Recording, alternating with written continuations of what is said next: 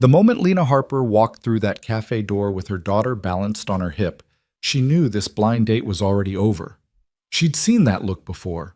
The widening eyes, the frozen smile, the mental calculation of how fast someone could escape. 26 years old, and she'd mastered the art of bracing for rejection. But when Evan Brooks stood up from his corner table, he didn't reach for his coat. He didn't check his phone for a fake emergency. Instead, he did something that would shatter every wall she'd built around her wounded heart. He smiled at the child first. Before we begin, if you're enjoying this story, please hit that like button and comment with your city so I can see how far this story travels. Now let's dive in. The rain had started that morning and hadn't stopped. A persistent Seattle drizzle that turned the world gray and made everything feel heavier than it already was. Lena Harper stood outside the Cornerstone Cafe for a full 3 minutes before she finally reached for the door handle. Her daughter, 2-year-old Maya, squirmed in her arms, tiny fingers tangling in Lena's dark hair.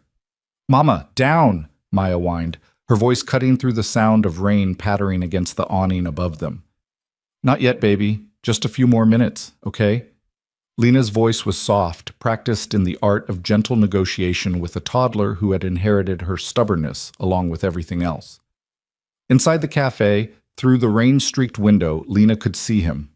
Evan Brooks. 32 according to his profile. A teacher, recently widowed. Her best friend Sarah had set this up 3 weeks ago, and Lena had almost canceled 17 times. She'd learned the hard way that blind dates and single motherhood mixed about as well as oil and water. The last date had ended in less than 5 minutes. The one before that, the guy had literally pretended to get a work emergency text before his coffee even arrived. The one before that had at least waited until he saw Maya to make his excuses, but the pity in his eyes had been worse than outright rejection. "You deserve this," Sarah had told her over wine 2 nights ago. "You deserve someone who sees you, Lena, not just the circumstances." But circumstances had a way of defining everything, didn't they? Lena adjusted Maya on her hip, pushed her wet hair back from her face, and opened the door. The warmth of the cafe hit her immediately. The smell of roasted coffee beans, cinnamon, and fresh pastries. Soft jazz played from speakers mounted in corners. It was the kind of place that promised comfort, the kind of place where meet-cutes happened in romantic comedies. Real life, Lena had learned, was rarely so kind. Evan was sitting at a corner table, exactly where he'd said he'd be. Even from across the room, Lena could see he'd been waiting a while. There were 2 empty coffee cups in front of him, and he had the look of someone who'd been trying to decide whether to order a third or just give up and leave. He was handsome in an understated way, sandy brown hair, a little too long, like he'd forgotten to get it cut, wire-rimmed glasses, a navy blue sweater that looked soft and worn in all the right ways. He had kind eyes, Lena noticed. She'd gotten good at reading eyes. When he looked up and saw her walking toward him, saw Maya nestled against her shoulder, Lena watched his expression carefully. This was the moment. This was always the moment where everything changed. His eyes widened slightly. Surprise, definitely. But not the kind of surprise that led to a quick exit. Something else flickered across his face, something Lena couldn't quite identify. "Evan?"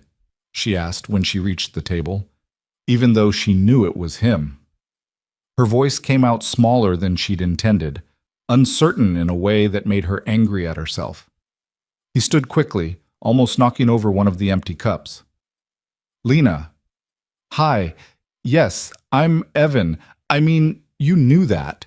He laughed, nervous, and ran a hand through his hair. "Sorry, that was... I'm not usually this awkward." "It's okay," Lena said. She shifted Maya to her other hip. The little girl had gone quiet, her brown eyes fixed on this stranger with the intensity only toddlers could manage. I should have told you that I'd be bringing..." "Can I help?" Evan interrupted, gesturing to Maya, to the diaper bag sliding off Lena's shoulder, to the umbrella she was trying to close with one hand. "You've got your hands full." It was such a simple offer, but something about the way he said it, not like he was doing her a favor, but like helping was just the natural thing to do, made Lena's throat tight. "I've got it," she started to say, because she always had it, because she'd learned to manage everything alone. But then the diaper bag slipped further, and Maya chose that exact moment to squirm again, and Lena found herself nodding. Actually, yes. Thank you. Evan took the bag gently, set it on the chair beside him, then held out his hands to Maya. May I? Lena tensed. This was too much, too fast. She didn't let strangers hold her daughter. But there was something in Evan's expression, a familiarity with children that went beyond politeness, that made her pause. It's okay, sweet girl, she murmured to Maya. This is Mama's friend. To her complete surprise, Maya went to him. She usually clung like a barnacle to unfamiliar people, crying and burying her face in Lena's neck. But she let Evan take her, settling against his chest like she'd known him her whole life. Well, Lena breathed, sliding into her chair. That's new. Evan sat down carefully, adjusting his hold on Maya with the practiced ease of someone who'd done this before. The little girl grabbed his glasses immediately, a typical toddler move, but instead of pulling away, Evan just smiled. Trade you, he said to Maya, pulling a small stuffed animal from his jacket pocket. It was an elephant, soft and well-loved. This for those? Maya's eyes lit up. She released the glasses and clutched the elephant, making a happy humming sound. Lena stared. You just carry stuffed animals in your pocket? Evan's smile turned slightly sad. Force of habit. My daughter is 4. She leaves her toys everywhere, and I've learned it's easier to have backup. He paused. Her name's Sophie. She's at her grandmother's today.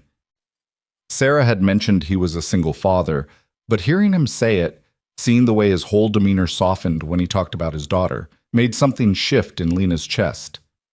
Maya is 2, Lena offered. 2.5, technically, but she insists she's almost free. 3 is very important, Evan said solemnly to Maya, who was now having an intense conversation with the elephant. Very big year.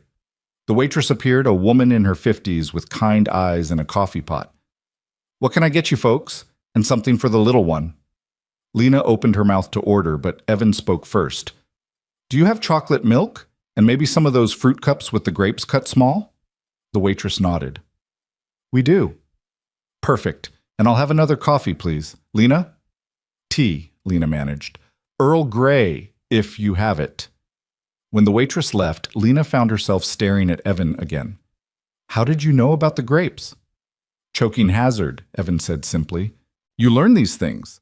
Sophie tried to swallow a whole one at 18 months, and I aged about 10 years and 30 seconds. He bounced Maya gently on his knee. This one's careful, though, aren't you, sweetheart? I can tell.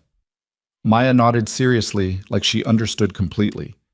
Lena felt something dangerous happening, the slow, terrifying unfurling of hope. I'm sorry I didn't mention I was bringing her. Sarah said you knew I had a daughter, but I wasn't sure if that meant you expected. I mean, most people expect me to have a babysitter for a first date. Most people are idiots, Evan said bluntly. Then he flushed. Sorry, that came out harsher than I meant. I just mean, you're a package deal, right? Anyone who can't handle meeting both of you isn't worth your time. That's a very evolved perspective. It's a realistic one. I'm a package deal too. Sophie is the most important person in my life. Anyone I date needs to understand that from the start. He adjusted his glasses, which Maya had managed to smudge impressively in the 30 seconds she'd held them. Besides, kids are better judges of character than adults. They see through the BS. Lena laughed, surprised by the sound coming from her own mouth. She usually hates strangers. I'm a teacher. Kids either love me immediately or spend the entire year convinced I'm secretly a villain. There's no middle ground. He smiled at Maya. I'm glad you're in the first category, Miss Maya. The food arrived.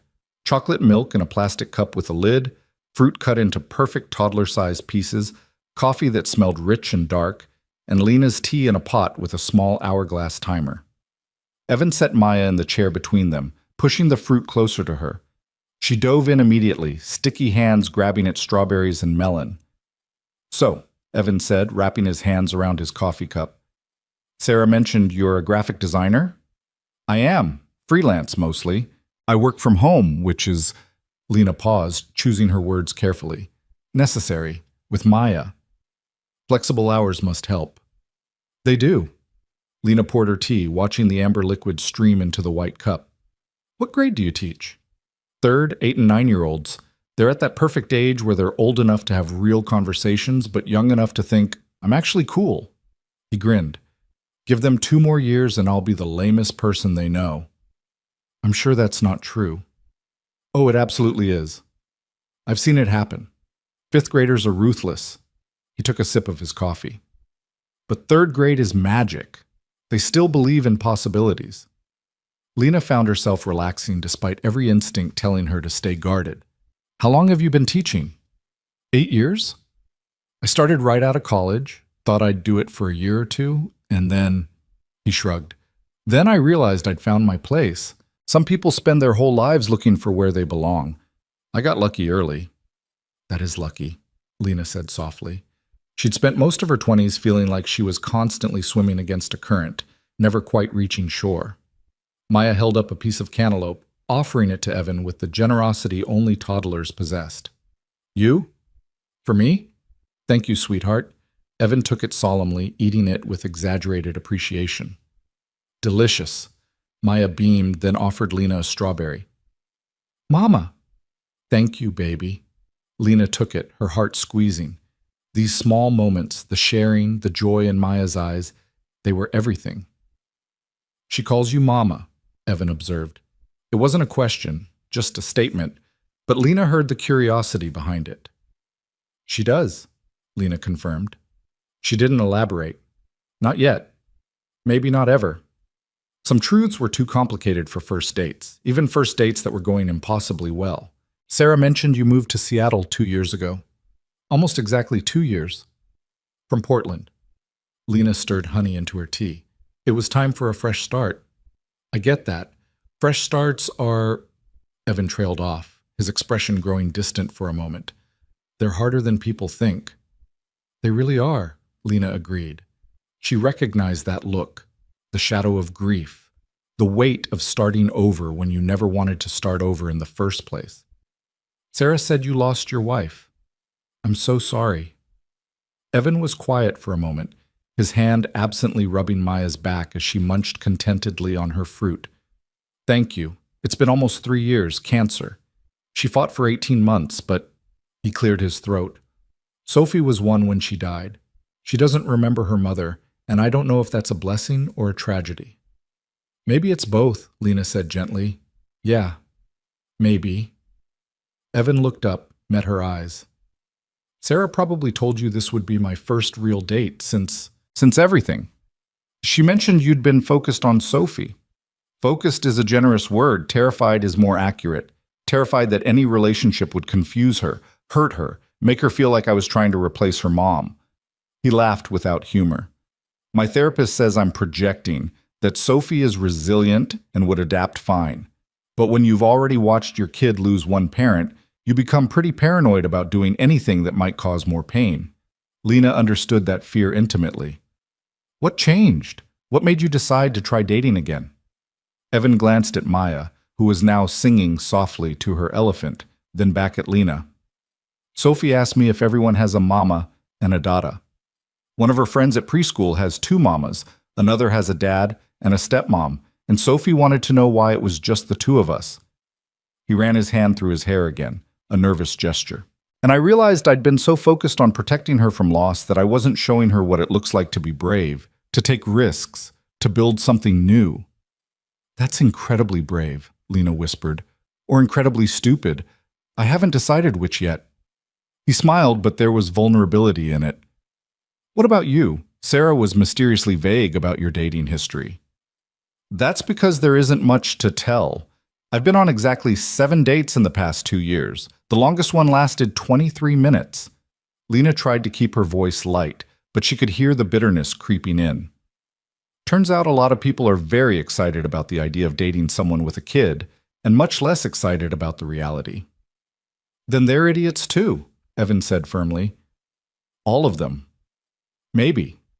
Or maybe they're just honest about what they want. Not everyone is equipped to be a step-parent. True, but there's a difference between knowing you're not ready and treating someone like they're damaged goods because their life doesn't fit a neat little box. Lena felt tears prick her eyes unexpectedly. She blinked them back, took a sip of tea. You get it. I do. Evan's voice was soft. The number of women who've told me they'd love to date me but can't handle the kid thing is depressing. Like Sophie is some kind of unfortunate complication rather than the best part of my life. Maya is the best part of mine too, Lena said fiercely. They sat in silence for a moment, a comfortable silence that felt rare and precious.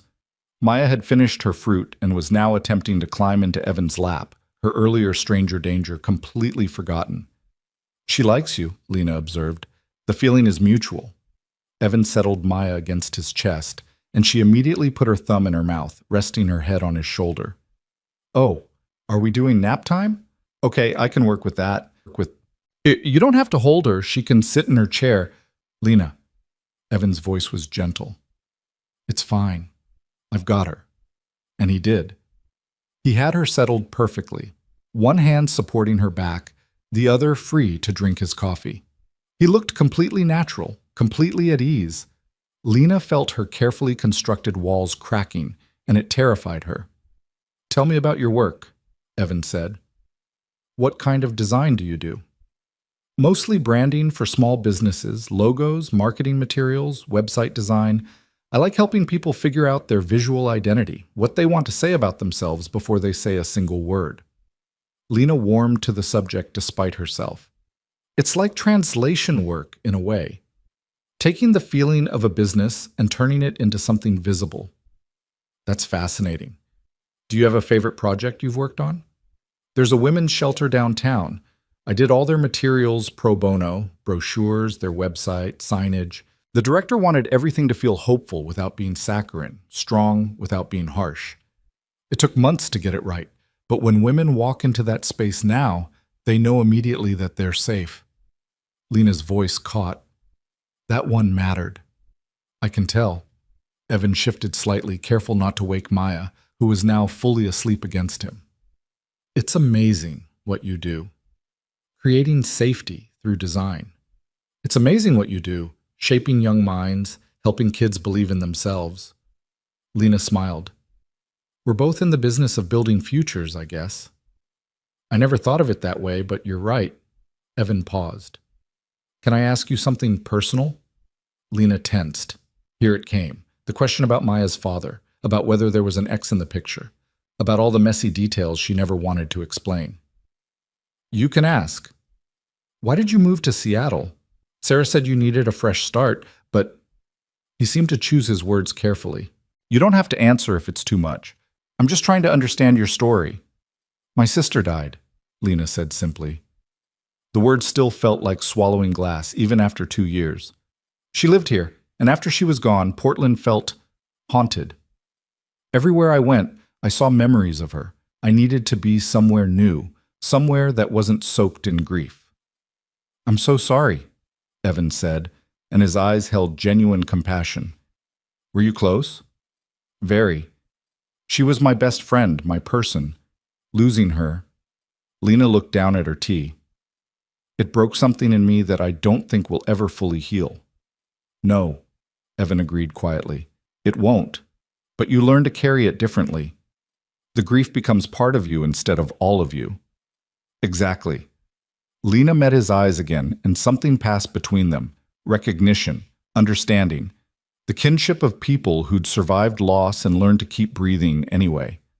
Maya stirred in Evan's arms, making small sleeping sounds. He adjusted his hold automatically, rocking her gently. You're really good with her, Lena said. I've had practice. Sophie went through a phase where she'd only sleep if someone was holding her and walking in circles. I logged about 1,000 miles around my living room. He smiled at the memory. My Apple Watch thought I was training for a marathon. Lena laughed. Maya did the same thing. I used to walk her around my apartment for hours. My downstairs neighbor complained about the footsteps. Did you tell them you had a tiny dictator who would scream if you stopped moving? I did, actually. She brought me earplugs and coffee the next day. Turns out she had 3 kids of her own. The veterans always understand, Evan said. It's the people without kids who think you're just doing it wrong. Oh, I've gotten so much unsolicited advice. Just let her cry it out. You're creating bad habits. Children need schedules. Lena rolled her eyes.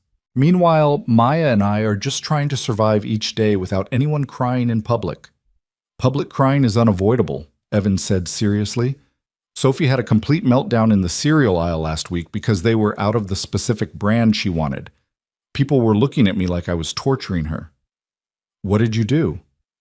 Bought 5 boxes of a different brand, let her cry, and then we went home and ate ice cream for dinner. He shrugged. Some battles aren't worth fighting. You're my hero, Lena said, meaning it. They talked for another hour, the conversation flowing easily from parenting disasters to favorite books to whether pineapple belonged on pizza. Evan was firmly pro. Lena was diplomatically neutral. The cafe filled and emptied around them. Rain continued to fall outside, turning the windows into watercolor paintings. Maya woke up eventually, groggy and clingy. Lena expected her to cry for Mama, to reject Evan now that she was more aware. Instead, she blinked up at him, touched his face with her small hand and said, "Nice." Evan's eyes went suspiciously bright. "You're pretty nice too, kiddo." "I should probably get her home," Lena said reluctantly. "It's almost her real nap time, and if she doesn't sleep soon, this evening is going to be rough." "I understand." Evan stood carefully, passing Maya back to Lena. The little girl went without protest, but she kept the elephant clutched in her fist. "Can she keep that? I've got about 50 more at home." "Are you sure?" "Absolutely. Consider it a gift for being such a good date companion." He helped Lena gather her things, the diaper bag, the umbrella, her purse. "Can I walk you to your car?" "You don't have to, Lena." He smiled. "I want to." They walked through the rain together, Evan holding the umbrella over Lena and Maya while getting soaked himself. Her car was parked 3 blocks away, and by the time they reached it, they were both laughing at the absurdity of Seattle weather. Lena got Maya buckled into her car seat, the little girl already drowsy again. When she closed the door and turned back to Evan, she didn't know what to say. "Thank you" felt inadequate. "This was nice" felt insulting. "I don't want this to end" felt terrifying. "I had a really good time," Evan said before she could find words. "Better than good, actually. This was really special." "It was," Lena agreed. "I didn't expect... I thought... You thought I'd run away the second I saw you had Maya with you," Evan finished gently. "Yes," Lena admitted. "Lena, look at me." He waited until she met his eyes. "I don't want to date someone who can compartmentalize their kid and their romantic life. I want someone whose kid is integrated into everything they do, because that's real life. That's my life. And honestly, watching you with Maya, seeing how much you love her, how natural you are with her, that made me like you more, not less." Lena felt tears threatening again. "I don't know what to say." "Say you'll let me take you both out again, somewhere kid-friendly this time. Maybe the aquarium? Sophie's been begging me to go, and I thought..." He looked nervous, vulnerable. "I thought maybe the girls could meet each other, if you're comfortable with that." It was too fast, too soon. Every rational part of Lena's brain was screaming warnings, but her heart, her exhausted, hopeful heart, was saying something different. "I'd like that," she heard herself say. "Maya loves fish." Evan's smile could have powered the whole city. "Yeah, okay, good, great. How about next Saturday?" "Next Saturday works." They exchanged numbers, standing in the rain like teenagers. Evan's hair was plastered to his forehead, his glasses spotted with water. He looked ridiculous and wonderful and like everything Lena hadn't let herself hope for. "Drive safe," he said. "You too." Lena got into her car, started the engine, turned on the heat. In the rear-view mirror, she could see Evan still standing there, watching to make sure she got away safely. The simple protectiveness of the gesture made her chest ache. "Mama?" Maya's sleepy voice came from the back seat. "Nice man." "Yeah, baby," Lena whispered, pulling out into traffic. "Nice man." She made it 3 blocks before she had to pull over, her hands shaking too hard to drive. She'd gone on that date expecting nothing. No, worse than nothing. She'd expected judgment, rejection, the same old story. Instead, she'd found someone who saw her daughter not as an inconvenience, but as a person worthy of respect and kindness. She'd found someone who understood. Her phone buzzed, a text from Evan.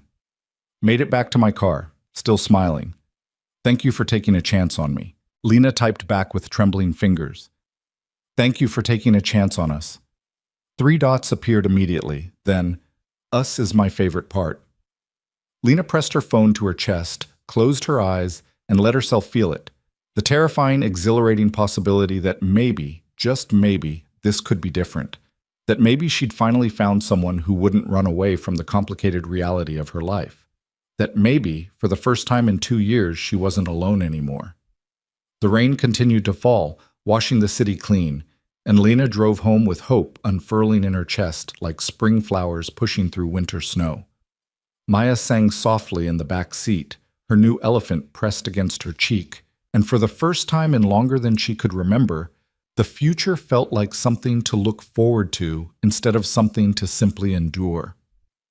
She didn't know yet all the ways this decision would change her life. She didn't know about the challenges ahead, the truths she'd have to reveal, the moments when her carefully constructed world would threaten to collapse. She didn't know that Evan would become her safe harbor, or that his daughter would steal her heart just as completely as he would. All she knew, driving through the rain with her daughter and her fragile new hope, was that she'd walked into that cafe expecting an ending and found a beginning instead. And sometimes, on the darkest days when you'd given up on light entirely, that was more than enough. That was everything. The week that followed felt suspended in amber, beautiful and fragile and almost unreal. Lena found herself checking her phone constantly, reading and rereading Evan's messages like a teenager with her first crush. They texted throughout the day, little fragments of life shared across the digital divide. Pictures of coffee cups and Sophie's artwork and Maya's latest attempts to dress herself. Jokes about parent life and recommendations for children's books and the kind of easy conversation that felt like coming home. On Tuesday, Evan sent a photo of Sophie holding a drawing. The little girl had dark curls like her father and serious eyes behind pink-framed glasses. In her hands was a picture of what appeared to be 2 stick figures and a very enthusiastic blue blob. She wanted you to see her masterpiece, Evan's text read. That's supposed to be an octopus. We're very excited about Saturday. Lena showed the picture to Maya, who was coloring at the kitchen table. Look, baby, this is Sophie. We're going to meet her this weekend. Maya studied the photo with intense concentration. Friend? Maybe. Would you like that? A new friend? Yes? Maya returned to her coloring with the matter settled. If only adult relationships were so simple. Wednesday brought rain again, the kind of downpour that turned Seattle streets into rivers. Lena was working on a logo design for a coffee shop when her phone rang. Evan's name lit up the screen, and her heart did something complicated in her chest. Hey, she answered, trying to sound casual. Hey yourself. Evan's voice was warm, slightly breathless. Is this a bad time? No, it's perfect. Maya's having quiet time, and I needed a break from staring at coffee beans. Lena saved her work and leaned back in her chair. What's up? I was thinking about Saturday, and I wanted to run something by you. Sophie's been asking if we can pack a picnic to eat at the aquarium. They have this outdoor area with tables overlooking the water. But I checked the weather, and it's supposed to rain. Shocking, I know. So I thought maybe we could do the aquarium and then come back to my place for lunch. That way the girls could play and we could actually have a conversation without 1,000 other people around. Lena's stomach flipped. Meeting at a public place was safe, controlled. Going to his house felt like a much bigger step. I don't know. Too much? Evan asked immediately. I'm sorry. I didn't mean to make you uncomfortable. We can absolutely stick to the original plan. I just thought, no, it's not that. Lena stood pacing to the window. Rain streaked down the glass. I want to say yes. I have to be careful. With Maya, I mean. I can't bring people into her life who might not stay. Evan was quiet for a moment. When he spoke, his voice was gentle. I understand that completely. And I'm not asking you to make any promises or decisions. I'm just asking if you want to have lunch at my house. Low stakes, no pressure. If you're not comfortable, we don't do it. What if the girls don't get along? Then we deal with it. Sophie's pretty easygoing, but she's also 4 and has her moments. Maya's too, and probably has even more moments. We're not expecting perfection here, Lena. We're just seeing what happens. Lena pressed her forehead against the cool window. You make it sound so simple. It is simple. We like each other. Our kids might like each other. We're going to spend some time together and see how it goes. Everything else is just noise. I wish I had your confidence. You know what I did yesterday? Evan's voice shifted, became more vulnerable. I cleaned my entire house top to bottom because I was so nervous about you seeing where I live. I reorganized Sophie's toy bins 3 times. I bought new hand towels. I'm not confident, Lena. I'm terrified. I just think some things are worth being terrified for. Lena felt her resolve crumbling. Okay. Okay, we'll come to your house for lunch, but I'm bringing dessert. You don't have to. I'm bringing dessert, Lena repeated firmly. It's non-negotiable. She could hear the smile in his voice. Yes, ma'am. Dessert is now mandatory. They talked for another 20 minutes about nothing important. The coffee shop logo, a difficult parent-teacher conference Evan had navigated, the new bookshelf Lena was considering for Maya's room. It was ordinary and comfortable, and exactly what Lena hadn't known she needed. When they finally hung up, Lena found Maya standing in the doorway, her stuffed elephant clutched under one arm. Evan? Maya asked. Yeah, baby, that was Evan. Nice man, Maya said decisively, then wandered back to her room. Lena laughed despite herself. Out of the mouths of babes. Thursday morning brought a text from Sarah. So, how did the date go? You've been suspiciously quiet. Lena waited until Maya was occupied with breakfast before calling her back. It went well, she said when Sarah answered. Well, that's all I get? Lena Marie Harper, I set you up with the best guy I know, and all you can say is, it went well? It went really well, Lena amended.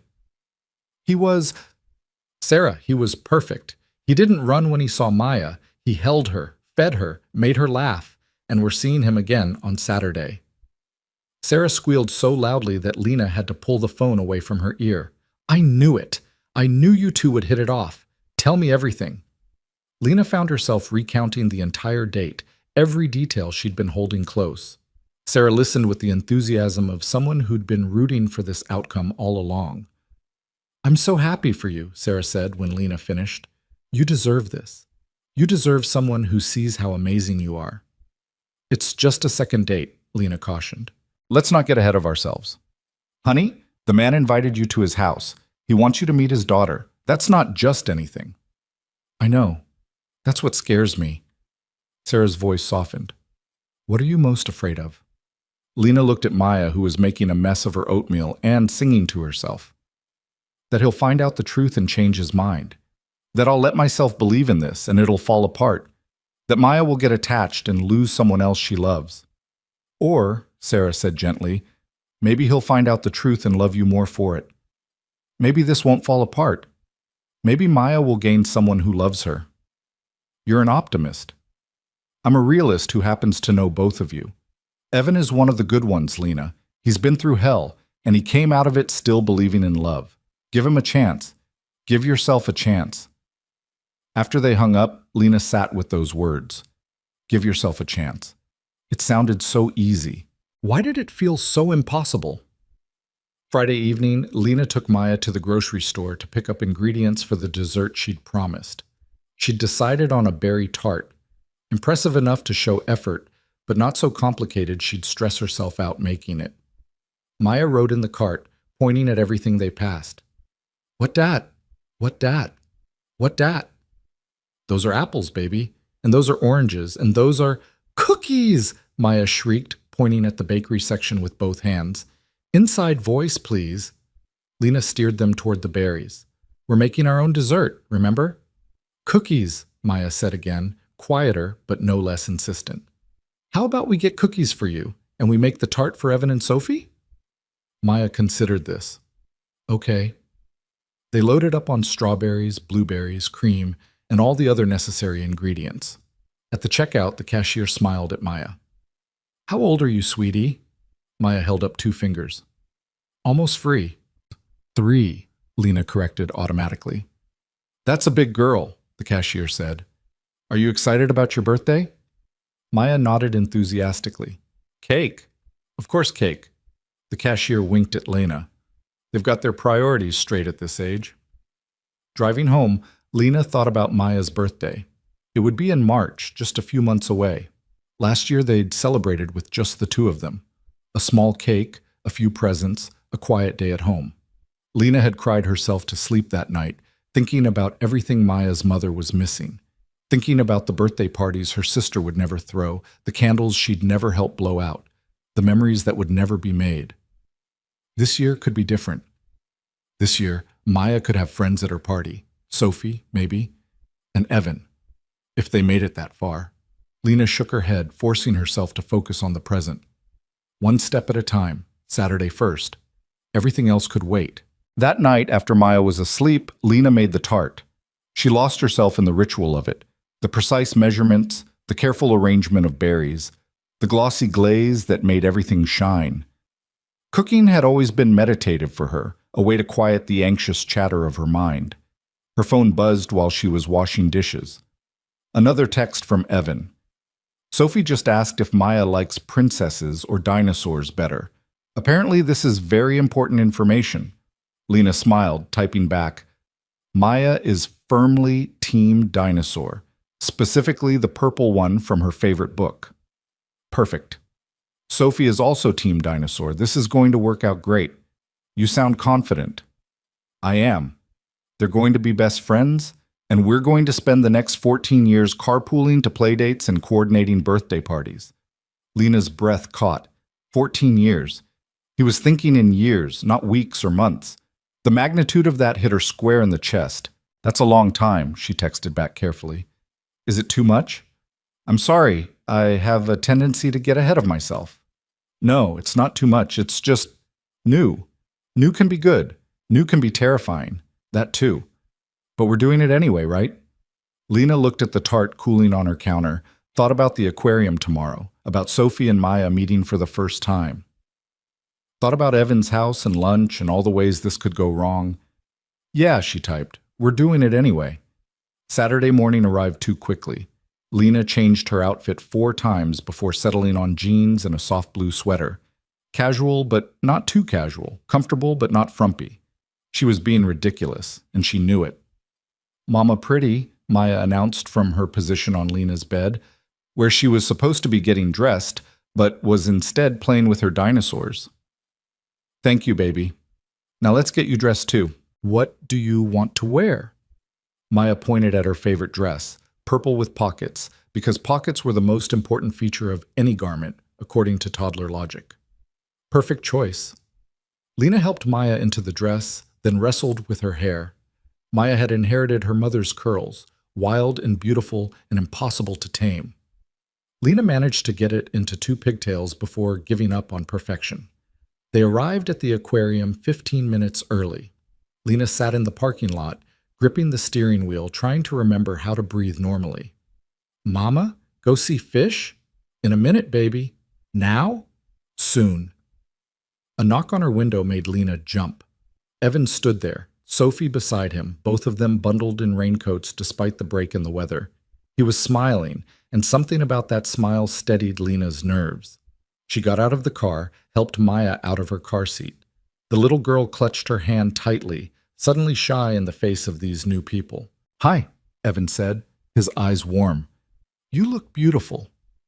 I look like I got dressed in the dark. Beautiful dark dressing, Evan insisted.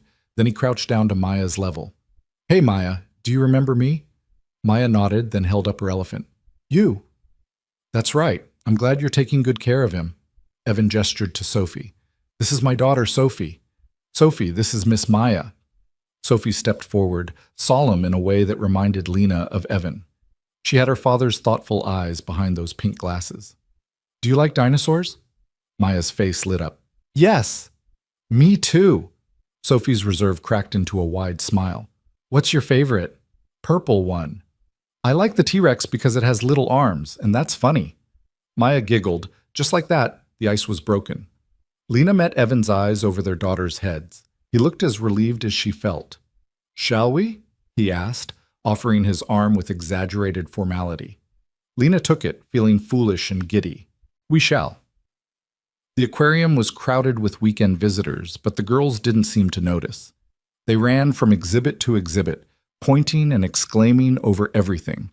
Sophie appointed herself Maya's guide, taking the younger girl's hand and leading her through the crowds with surprising gentleness. "They're adorable," Lena murmured, watching them press their faces against the glass to see the sea otters better. "They really are." Evan's hand found hers, fingers lacing together like it was the most natural thing in the world. "Is this okay?" Lena squeezed his hand in answer. "More than okay. Perfect." They wandered through the exhibits, keeping the girls in sight but giving them space to explore. At the touch pool, Sophie showed Maya how to gently pet the sea stars, demonstrating with careful fingers. Maya mimicked her exactly, her face scrunched in concentration. "She's so good with her," Lena said. Sophie's always been nurturing. She mothers her stuffed animals, organizes them, makes sure everyone's comfortable. Evan smiled. "I think she gets that from her mom. Rachel was like that too, always taking care of everyone else." It was the first time he'd said his late wife's name, and Lena felt the weight of it. "You must miss her." "Every day. But it's different now, less sharp, more like an ache that's become part of the landscape." He glanced at Lena. "Does that make sense?" "It does. That's exactly what it feels like. With my sister, I mean." They watched the girls in silence for a moment. Maya had abandoned the sea stars in favor of trying to catch the water dripping from Sophie's hands. "Can I ask you something?" Evan said quietly.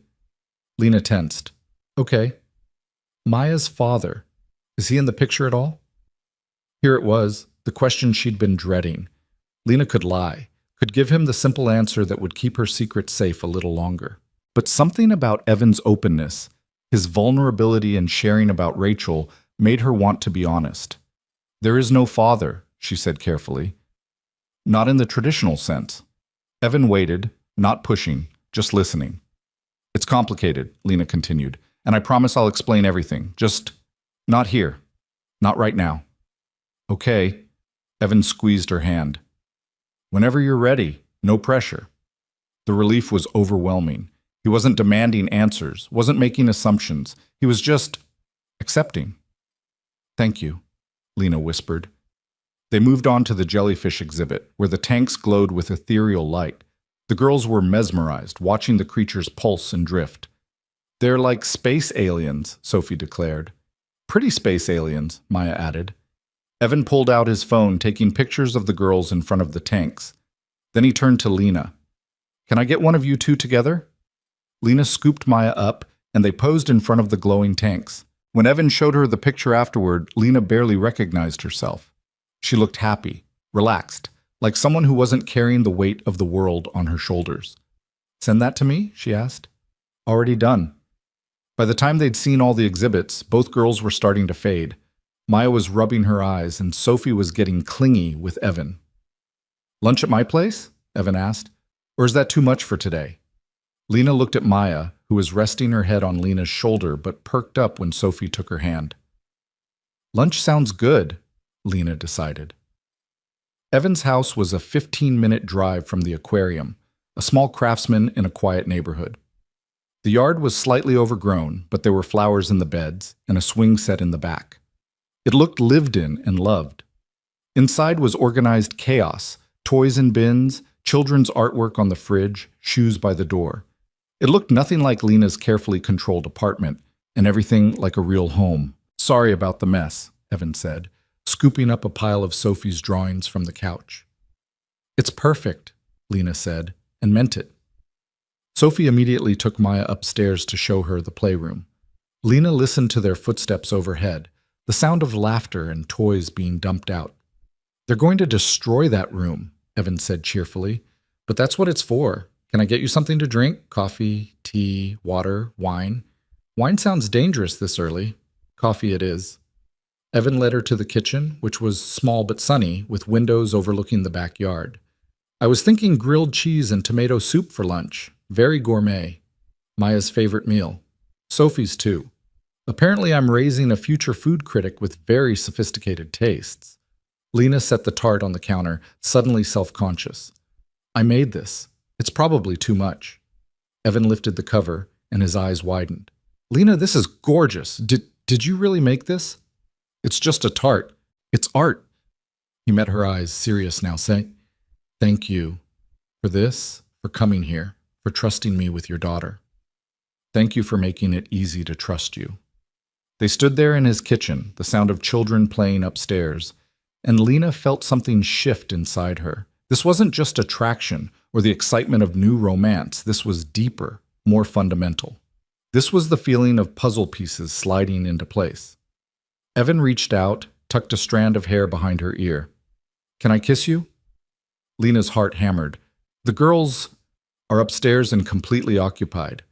His thumb traced her cheek. But if you're not ready, that's okay too. I'm ready, Lena breathed.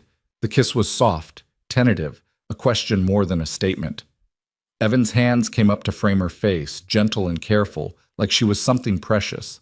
Lena melted into it, her hands gripping his sweater, pulling him closer. When they broke apart, they were both breathing hard. Wow, Evan whispered. Yeah, Lena agreed. A crash from upstairs made them both jump. Sophie! Came Maya's delighted shriek, followed by giggles. Evan closed his eyes. I should probably check on that. Probably. But neither of them moved for a long moment, foreheads pressed together, savoring this small pocket of peace before returning to the chaos of parenting. Upstairs, they found the girls surrounded by every toy Sophie owned, building what appeared to be a fortress out of blocks and stuffed animals. The crash had been a tower falling, nothing serious. Having fun? Evan asked. Daddy, we're making a castle for the dinosaurs, Sophie announced. I can see that. It's very impressive. Maya held up a plastic stegosaurus. Him lives here. Very nice. Who's hungry for lunch? Both girls abandoned their construction project immediately, thundering down the stairs with the enthusiasm only children could muster. Lena and Evan followed more slowly. Lunch was exactly as chaotic and perfect as Lena had expected. Maya and Sophie sat next to each other, giggling and dipping their sandwiches in soup with varying degrees of success. Evan kept the conversation light, telling stories about his students that had the girls laughing. After they ate, Lena brought out the tart. Sophie's eyes went huge. Can we really eat that? It's too pretty. Pretty things are meant to be enjoyed, Lena said, cutting slices. The tart was a hit. Maya got berries all over her face, and Sophie declared it the best dessert she'd ever had. Evan caught Lena's eye across the table and mouthed, "Thank you." After lunch, while the girls played in the living room, Evan and Lena cleaned up together. It felt domestic and comfortable, their movements synchronized in the small space.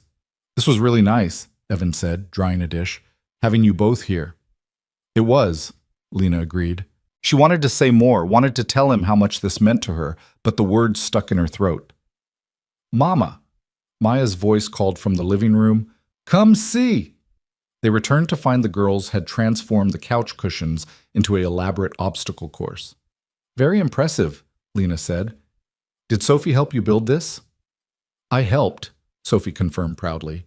Maya's really good at ideas. The afternoon slipped away in a haze of play and laughter. The girls moved from the obstacle course to coloring to a very dramatic puppet show performed with stuffed animals. Lena and Evan sat on the floor watching and occasionally being recruited as audience members. Around 4, Maya started to get fussy, a sure sign that exhaustion was setting in. I should probably get her home, Lena said reluctantly. Someone needs a nap before she turns into a complete gremlin. I don't want to go, Maya whined. I don't want them to go either, Sophie said, looking at her father with pleading eyes. Evan looked at Lena, raising his eyebrows in question. How about this? Lena suggested.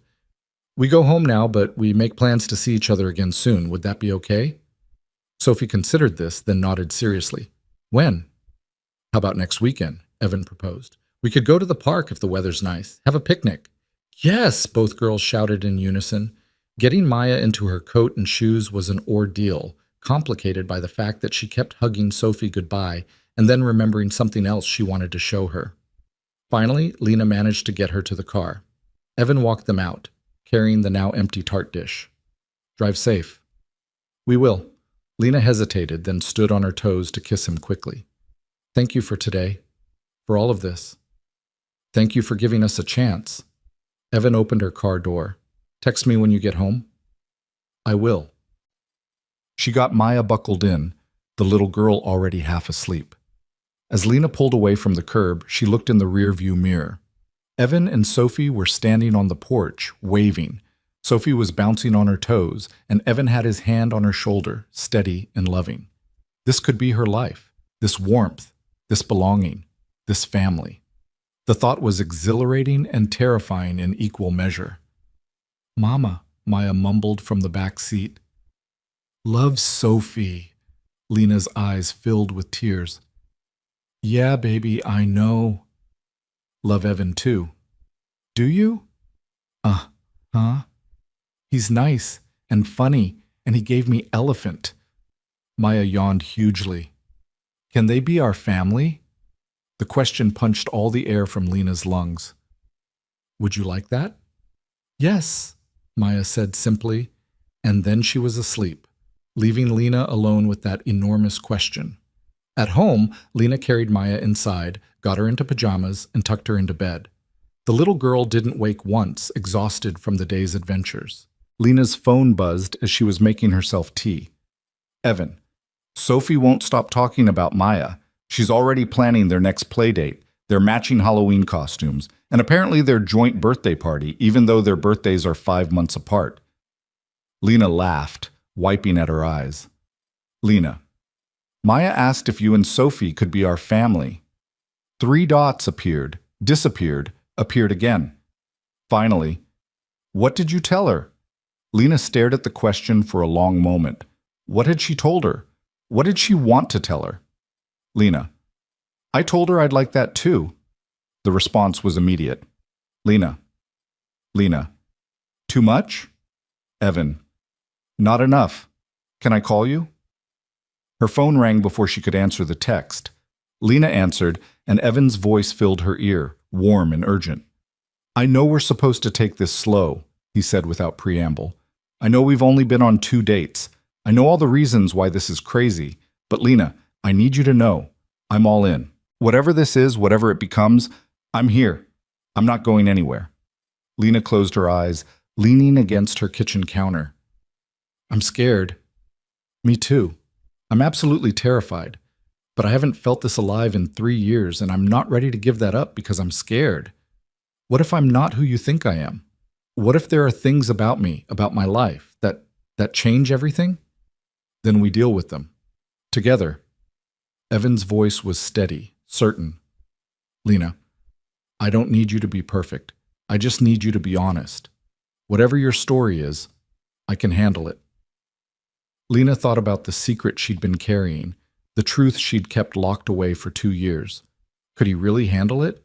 Or would it be too much, too complicated, too messy? I need time, she said finally, to tell you everything. But not yet. Soon, but not yet. Okay, I can wait. Take all the time you need. A pause. But I meant what I said. I'm not going anywhere. They talked for another hour, about everything and nothing. About Sophie's request for a pet hamster and Maya's fear of the vacuum cleaner. About Evan's upcoming parent-teacher conferences and Lena's new client project. Normal things, everyday things, the building blocks of a life shared. When they finally hung up, Lena felt settled in a way she hadn't in years. The fear was still there, humming under her skin, but it was balanced now by something stronger.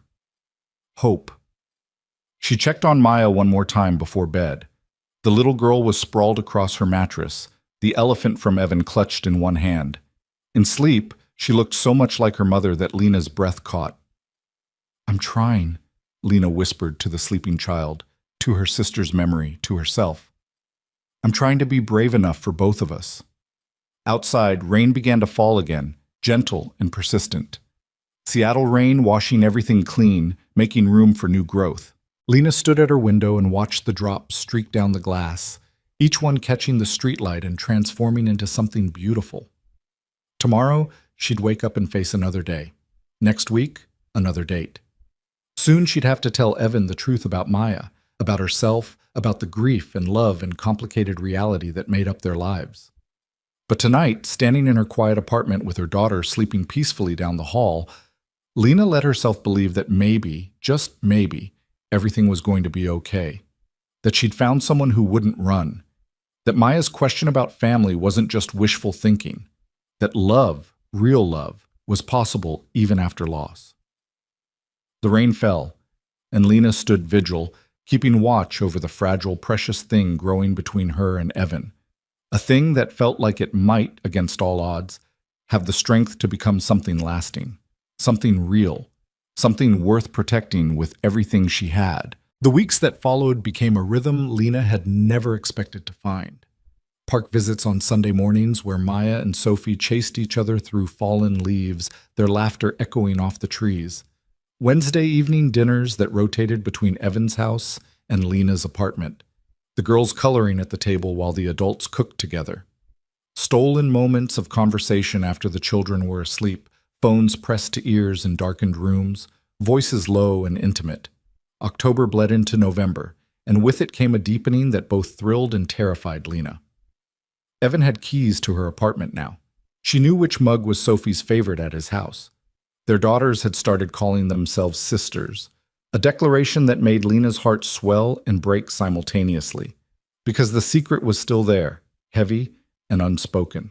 Every time Evan looked at her with those trusting eyes, every time he talked about their future like it was inevitable and beautiful, Lena felt the weight of her silence pressing down on her chest. "You need to tell him," Sarah said over coffee one November afternoon. Maya and Sophie were at Evan's mother's house, giving Lena a rare few hours to herself. "The longer you wait, the harder it's going to be." "I know." Lena traced the rim of her cup. They were back at the Cornerstone Cafe, the place where everything had started. "I just don't know how. How do I tell him that Maya isn't really mine? That I've been letting him believe a lie this whole time?" "You haven't been lying. You just haven't told him the whole truth yet. There's a difference." "Is there?" Lena looked up, meeting her friend's eyes. "He thinks I'm Maya's biological mother. He's never asked directly, but he assumes, and I let him assume." "That feels like lying." Sarah reached across the table, squeezing Lena's hand. "You're protecting her. You're protecting yourself. That's not the same as deception." "But what if he sees it that way? What if this is the thing that makes him realize we're too complicated, too messy? Then he's not the man I think he is, and he's definitely not the man you've been describing to me for the past 6 weeks. Sarah's voice was gentle but firm. "Lena, that man looks at you like you hung the moon. He loves Maya like she's already his. Do you really think the biology is going to matter to him?" "I don't know. Maybe. People say they're okay with things until they're faced with the reality." "Give him a chance to prove you wrong." Lena wanted to believe it could be that simple, but nothing in her life had ever been simple, and she'd learned not to trust easy promises. That evening, Evan picked up Maya from his mother's and brought both girls back to Lena's apartment. The moment they walked in, Maya launched herself at Lena with the force of a small tornado. "Mama, we made cookies and Grammy let us eat 3, and we played dress up, and Sophie let me wear the princess crown." "Sounds like you had a big adventure," Lena said, breathing in the scent of her daughter's hair, chocolate and baby shampoo, and pure joy. Sophie was more reserved, hanging back near her father. She'd been like that lately, Lena had noticed. Excited and open one moment, watchful and uncertain the next. The behavior of a child who'd lost one parent and was terrified of losing another. "Hey, Sophie Bug," Lena said softly. "Did you have fun with Grammy?" Sophie nodded, then surprised Lena by stepping forward and hugging her waist. "I missed you." The words hit Lena square in the chest. She knelt down, pulling Sophie into a proper hug. "I missed you too, sweetheart." Over Sophie's head, Lena met Evan's eyes. He was watching them with an expression that made her breath catch.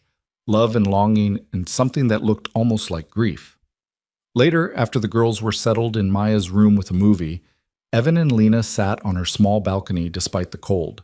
The Seattle skyline glittered in the distance, and Evan had brought blankets to wrap around them. "Sophie's getting attached," Evan said quietly. "To you, I mean. To this. To the idea of us being a family. I've noticed." Lena pulled the blanket tighter. Does that worry you?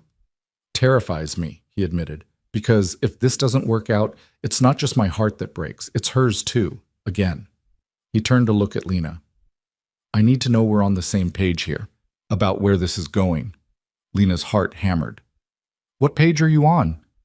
The one where this is real, where we're building something permanent, where our girls grow up as sisters and we figure out how to blend our lives together. He reached for her hand. I'm in love with you, Lena. I know it's fast, and I know it's probably too soon to say it, but I can't pretend anymore. I love you. I love Maya, and I need to know if there's any chance you feel the same way. The words Lena had been holding back for weeks threatened to burst free. She did love him, desperately, completely, in a way that made her understand all the songs and poems and stories about love that she'd always thought were exaggerated. But she couldn't say it. Not yet. Not until he knew the truth. Evan, Her voice cracked. There's something I need to tell you. Something about Maya, about me, about why I moved to Seattle. She felt him tense beside her. Okay. Not here. Not with the girls in the next room, but soon. This weekend, maybe. Can you get someone to watch Sophie? My mom would take her. Evan's voice was careful, controlled. Lena, you're scaring me. Whatever it is, just tell me, please. I can't. Not like this. I need time to say it right. She turned to face him fully. But I need you to know that everything I've told you about how I feel, about what you mean to me, that's all true. This doesn't change that. But it might change how I feel. I don't know. Maybe. Lena felt tears burning her eyes. I hope not, but I won't know until I tell you. Evan was quiet for a long moment, processing. When he spoke, his voice was steady. Okay, Saturday. My mom can take both girls for the day. They love being there together. We'll talk. All day if we need to. You're not angry? I'm worried, confused, a little scared. He squeezed her hand. But not angry. You'll tell me when you're ready, and I'll listen. That's what people who love each other do. You said you love me, Lena whispered. I did. I do. Evan lifted her hand to his lips, kissing her knuckles gently. And whatever you need to tell me, that's not going to change. Okay? Lena wanted so badly to believe him. Okay. They sat in silence, wrapped in blankets under the cold November sky. Inside, they could hear the girls giggling at something in the movie. Normal sounds, happy sounds, the sounds of a life Lena desperately wanted to keep. Saturday felt like it arrived both too quickly and not quickly enough. Lena woke up with her stomach in knots, watching Maya sleep for a long moment before getting out of bed. Today was the day. No more secrets, no more pretending. Evan's mother picked up both girls at 9.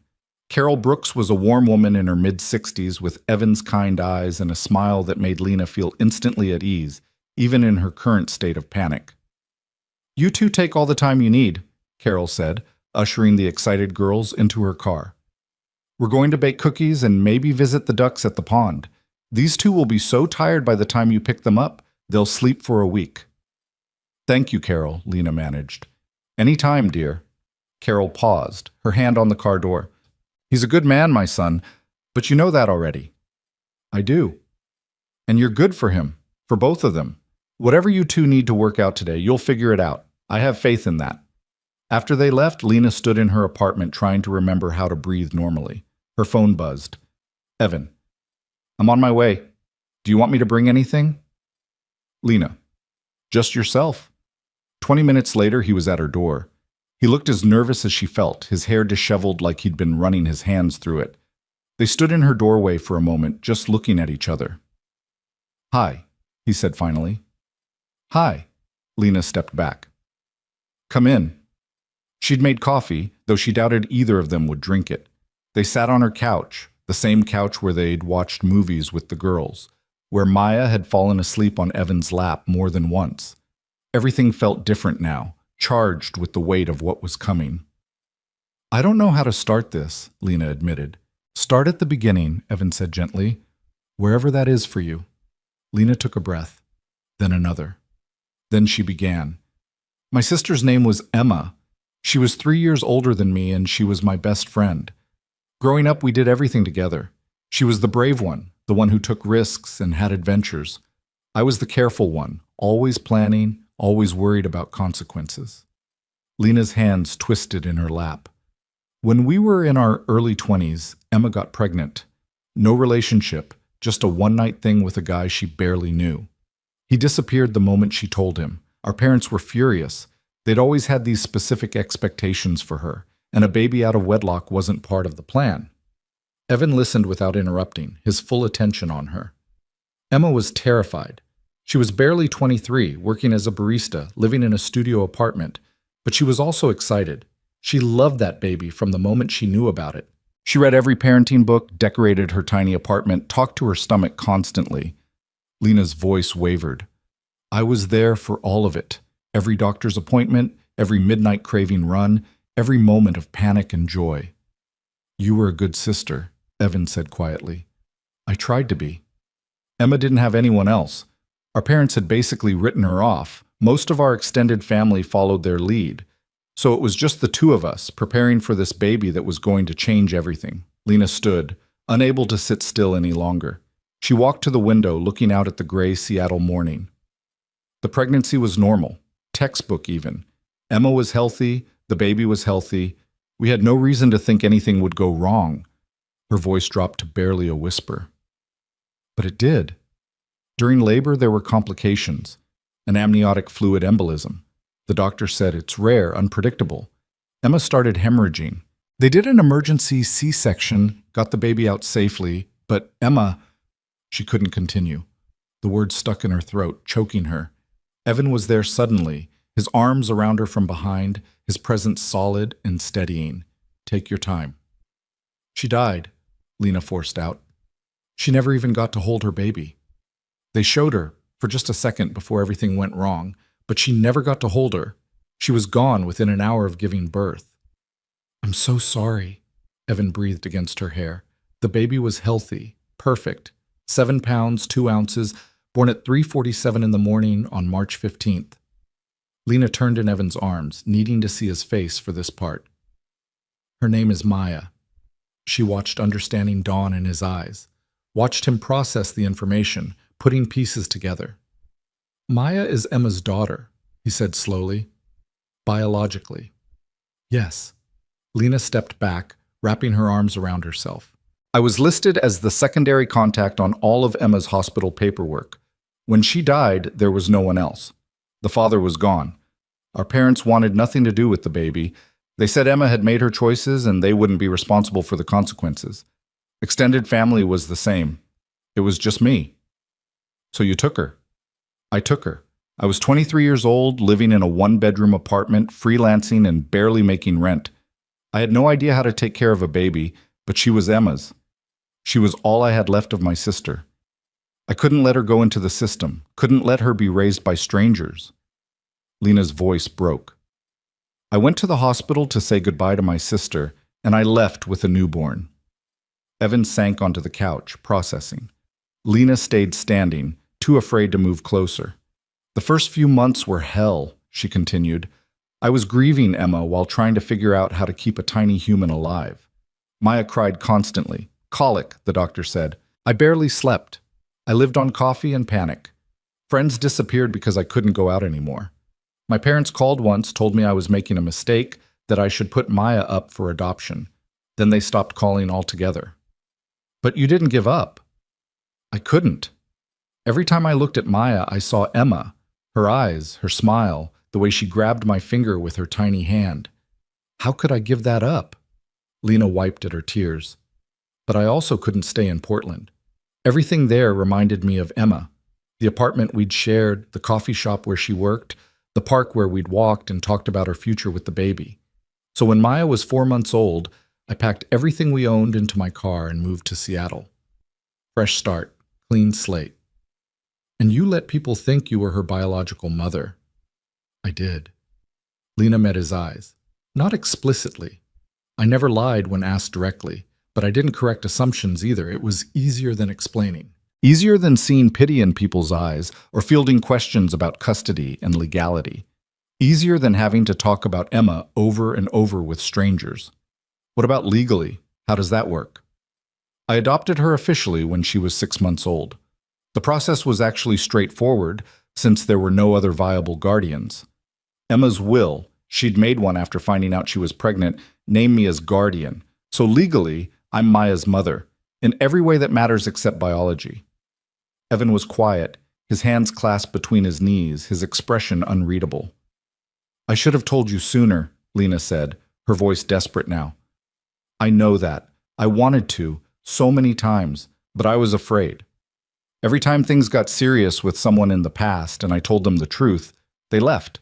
They said it was too complicated, too much baggage, that they couldn't handle raising someone else's kid.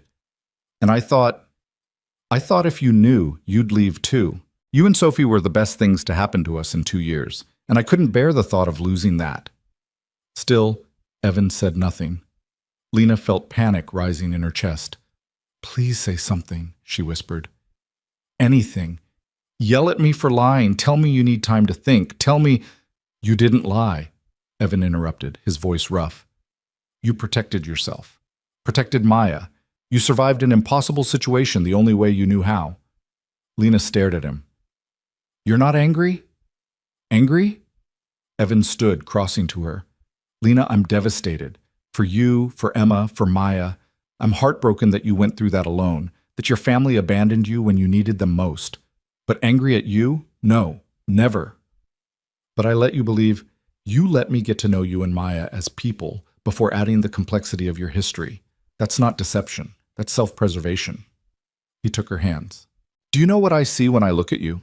A woman who sacrificed everything, her youth, her freedom, her support system, to honor her sister's memory and protect a helpless baby. A woman who chose love over convenience every single day for 2 years. A woman who is exactly the kind of mother I want in my daughter's life. Lena's tears were flowing freely now.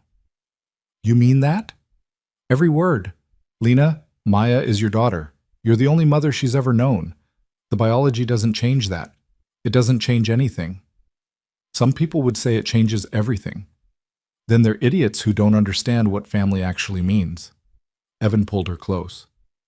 Family isn't about blood. It's about choice.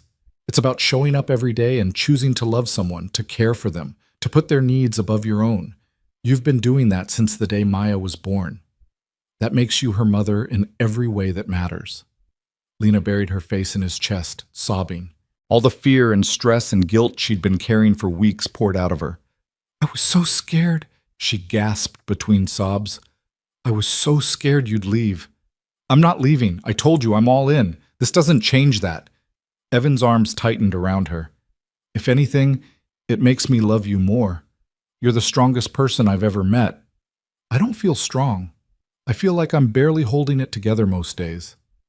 That's what strength looks like sometimes. Not being fearless, but being terrified and doing the hard thing anyway. They stood there for a long time, Lena crying into Evan's sweater while he held her and murmured reassurances. Eventually the tears slowed. Lena pulled back, looking up at him. I need to tell you something else, she said. Okay. I'm in love with you too. I have been for weeks.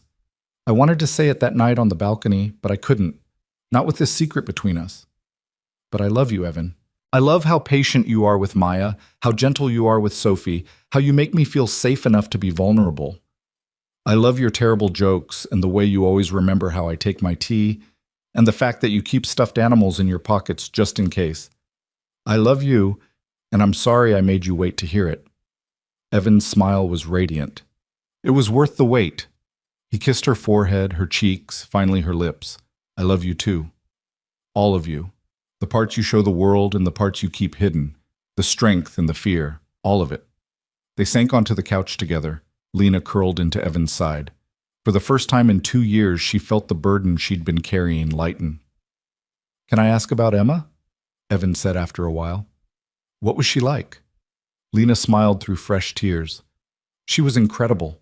Wild and free and so full of life. She never met a stranger, could start a conversation with anyone. She believed in magic, used to leave coins on the ground for people to find because she said everyone deserved a little luck. She sang constantly, even though she couldn't carry a tune to save her life. She made the best grilled cheese in the world, used this secret ingredient she wouldn't tell anyone, not even me. Maya has her spirit, Evan observed. That fearlessness, that joy. She does. Sometimes I look at Maya and I see Emma so clearly it takes my breath away. The way she laughs, the way she approaches the world with complete confidence. It's like having a piece of Emma back. Does Maya know about Emma? Not yet. She's too young to understand, but I'm going to tell her. I have pictures, videos, Emma's journals. I'm saving everything so Maya can know her birth mother when she's ready. Lena paused. I want her to know that Emma loved her, that she wanted her, that the only reason Emma isn't here is because life is unfair and cruel sometimes. That's beautiful and hard. Everything about this is hard, but it's also beautiful. Maya is the best thing Emma ever did, and raising her is the greatest privilege of my life. Evan kissed the top of her head. You're an amazing mother.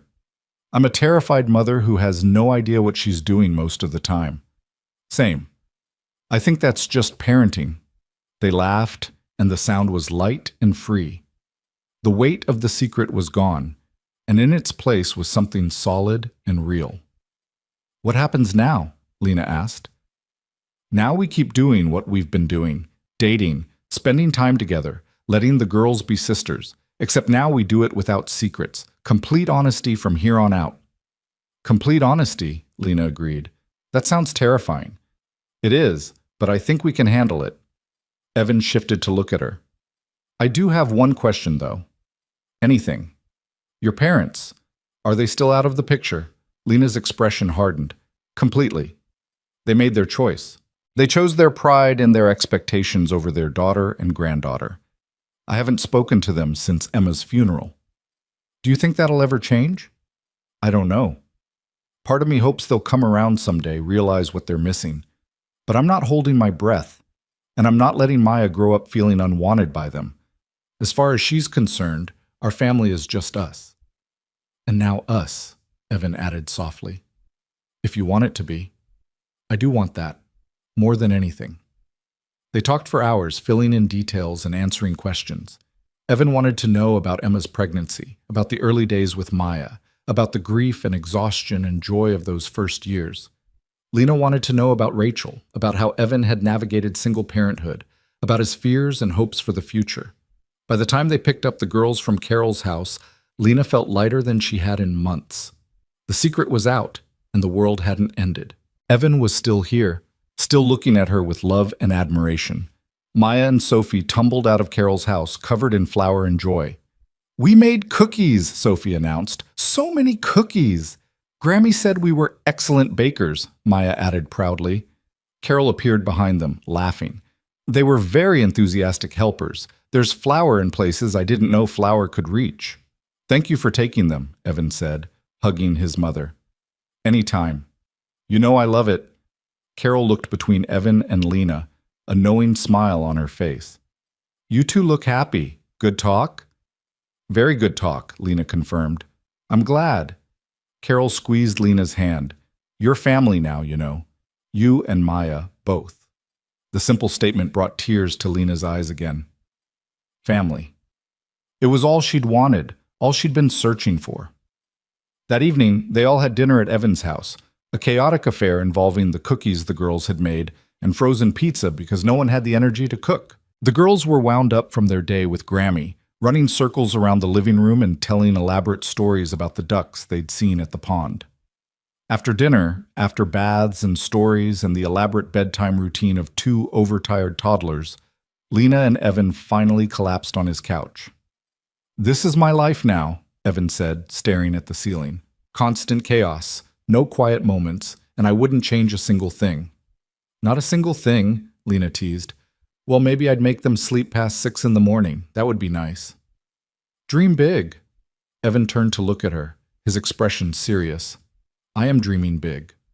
I'm dreaming of mornings where we all wake up in the same house, of bedtime routines that are ours together, not split between two places, of the girls sharing a room because they want to, not just for sleepovers, of building something permanent and real. Lena's breath caught.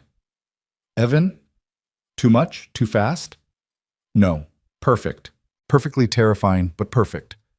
We don't have to rush anything. We can take our time, do this right. But I need you to know that's where I'm headed. Toward you, toward us, toward forever. Forever, Lena whispered, testing the word. It didn't feel as frightening as it once had. I think I like the sound of that.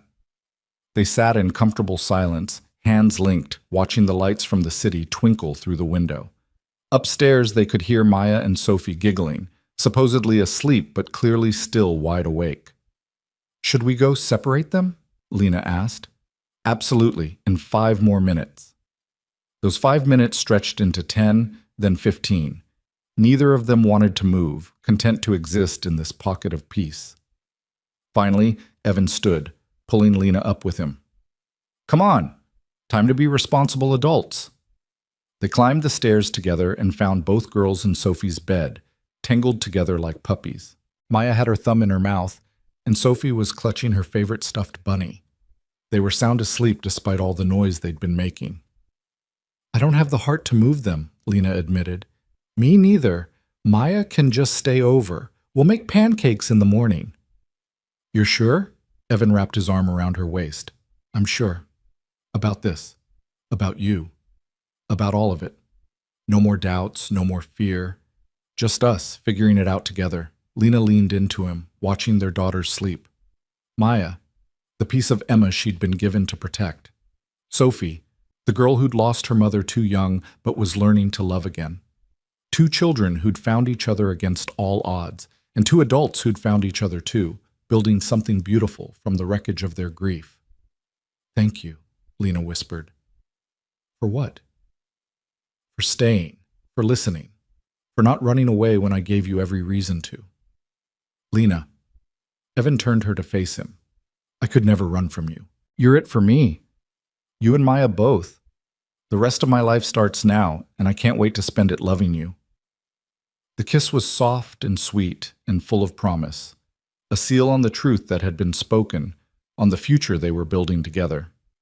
When they finally pulled apart, Evan smiled. So, pancakes tomorrow? I make excellent pancakes. The best pancakes, Lena agreed. It's a date. They crept out of Sophie's room, leaving the door cracked so they could hear if the girls woke. Downstairs, Lena gathered her things, preparing to head home. Stay, Evan said suddenly. What? Stay tonight. We'll make up the guest room for you, or... He paused, looking vulnerable. Or you could stay with me. No pressure. Just, I don't want you to leave. I want to wake up with you here. Want to make those pancakes together. Want to start practicing what forever looks like. Lena knew she should hesitate, should think about the implications, should move slowly. But she was tired of being careful, tired of protecting herself from happiness. Okay, she said. I'll stay. The smile that lit Evan's face was worth every moment of fear she'd felt leading up to this, worth the vulnerability of sharing her truth, worth the risk of believing in love again. They stayed up late talking, curled together on Evan's bed, made plans and shared dreams and promised honesty even when it was hard. When Lena finally fell asleep in Evan's arms, she felt safe, in a way she hadn't since before Emma died. The past was still there, would always be there. Emma's absence was a permanent ache. The challenges of blending their lives would be real and complicated. But for the first time in 2 years, Lena believed that the future could be more than just surviving. It could be joyful. It could be full. It could be everything she and Maya deserved. And it could start right now, in this moment, with this man who'd chosen to love all of her. The broken parts and the healing parts. The truth and the fear. The mother and the sister and the woman trying to build a life worth living.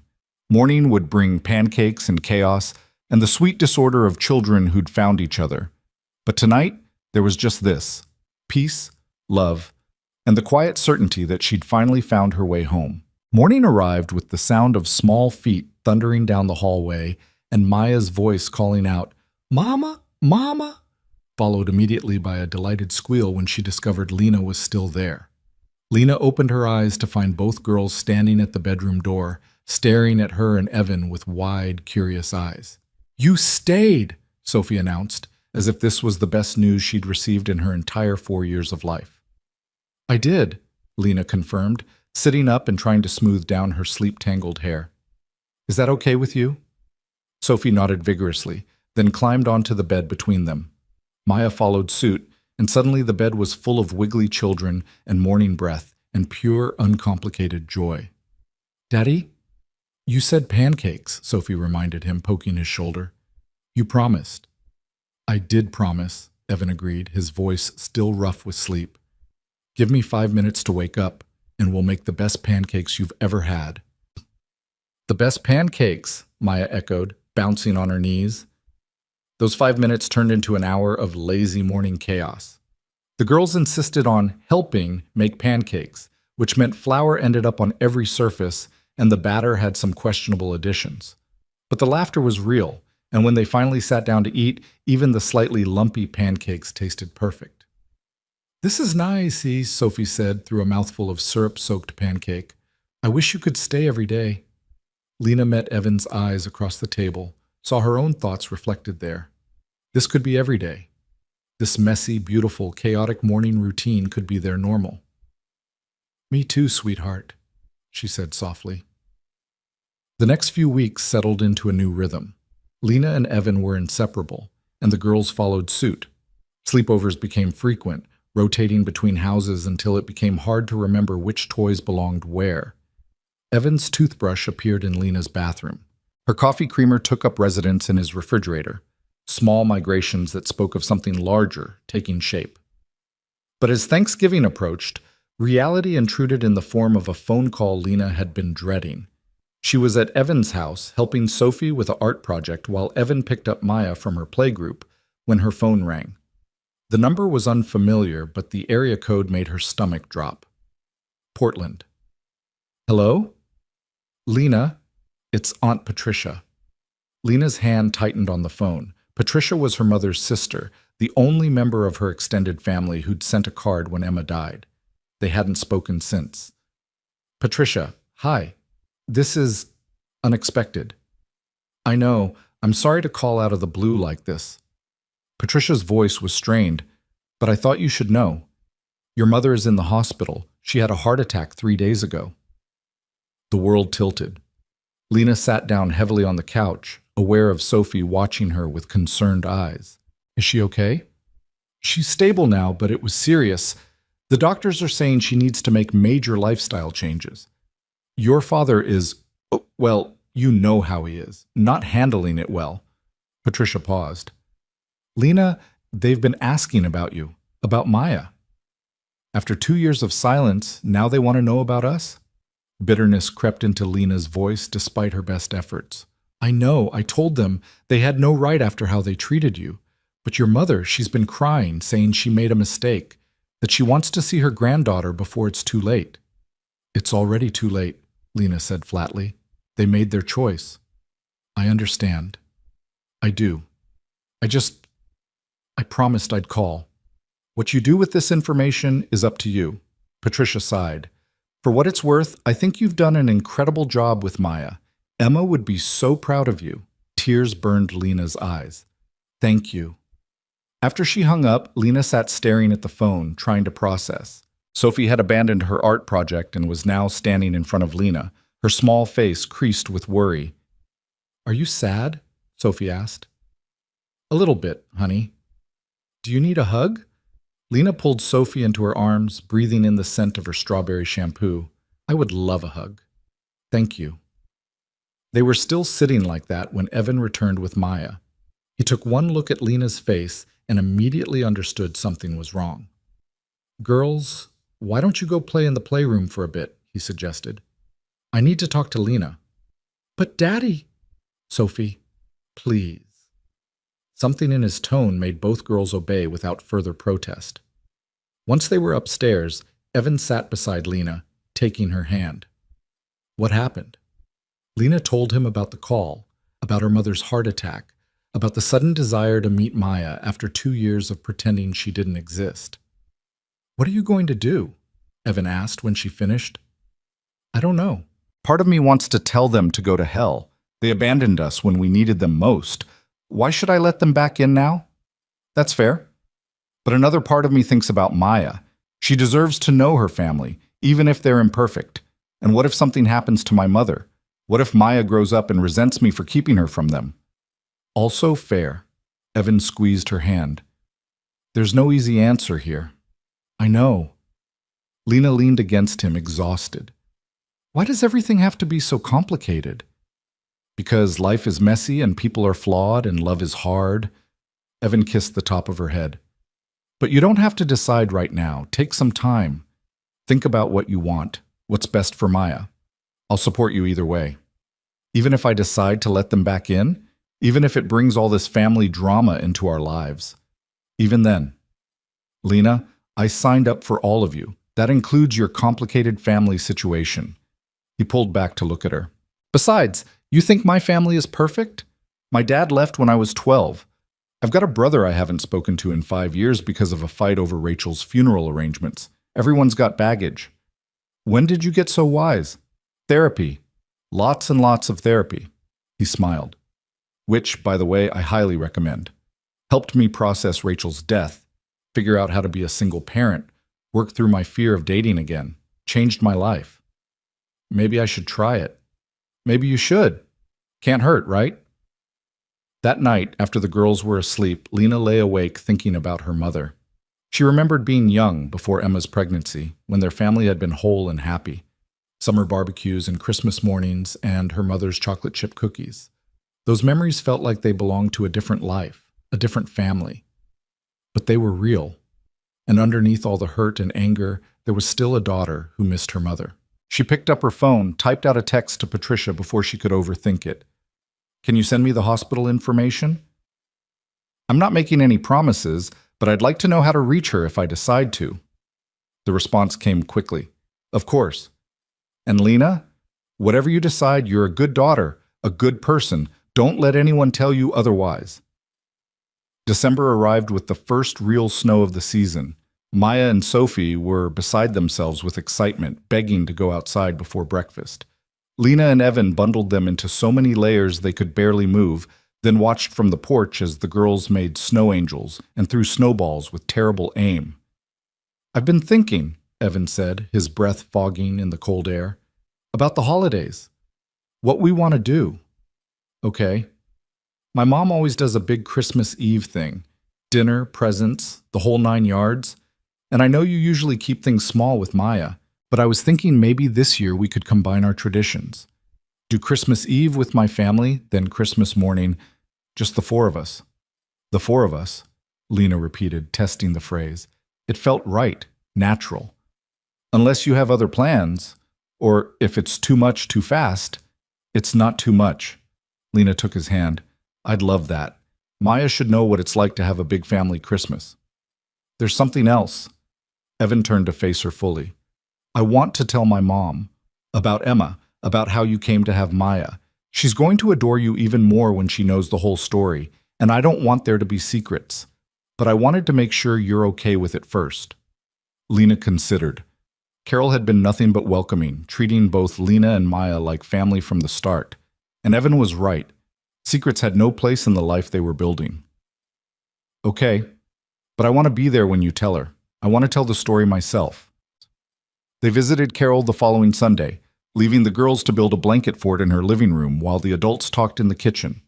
Carol listened without interruption as Lena explained about Emma, about the adoption, about the decision to start over in Seattle. When Lena finished, Carol's eyes were wet with tears. Oh, honey, what you went through, what you've survived. She stood and pulled Lena into a fierce hug. You're an extraordinary woman, and Maya is lucky to have you. I'm lucky to have her, Lena managed through her own tears. And now you have us too, all of us. Carol pulled back, holding Lena at arm's length. I mean it. You're part of this family now, you and Maya both. Whatever you need, whenever you need it, we're here. The acceptance, so freely given, made something in Lena's chest crack open. This was what family was supposed to be. Not judgment or conditions, but unconditional love and support. That evening, Lena made a decision. She called the hospital in Portland and asked to be connected to her mother's room. The phone rang 3 times before a weak voice answered. Hello? Mom? It's Lena. Silence. Then a sharp intake of breath. Lena, Oh, sweetheart, I'm so glad you called. Aunt Patricia told me about your heart attack. How are you feeling? Better now, especially hearing your voice. Her mother's voice cracked. I've missed you so much. We both have. Your father and I, we made a terrible mistake. What we said after Emma died, how we treated you, there's no excuse for it. Lena closed her eyes, leaning against her kitchen counter. You abandoned us. When I needed you most, you turned your back on me and on your granddaughter. I know, I was angry and scared, and I handled it all wrong, but Lena, please, give us a chance to make it right. Let us meet Maya. Let us try to be a family again. I don't know if that's possible. You hurt me. You made me feel like I wasn't enough, like choosing to raise Emma's baby was wrong. It wasn't wrong. It was the most right thing anyone could have done. Her mother was crying now. You honored your sister. You gave that baby a home and a mother who loves her. I was too blind to see it then, but I see it now. Please, Lena, I'm begging you, just one chance. Lena thought about Maya, about the grandparents she'd never known, thought about family and forgiveness and whether some bridges were meant to stay burned. I need time, she said finally. I need to think about this. And if I do decide to let you back in, it's going to be on my terms. Slowly, carefully, because I won't let Maya be hurt by people who might change their minds again. Of course, whatever you need, whatever you think is best. I'll call you in a few days, after I've had time to process. Thank you, Lena.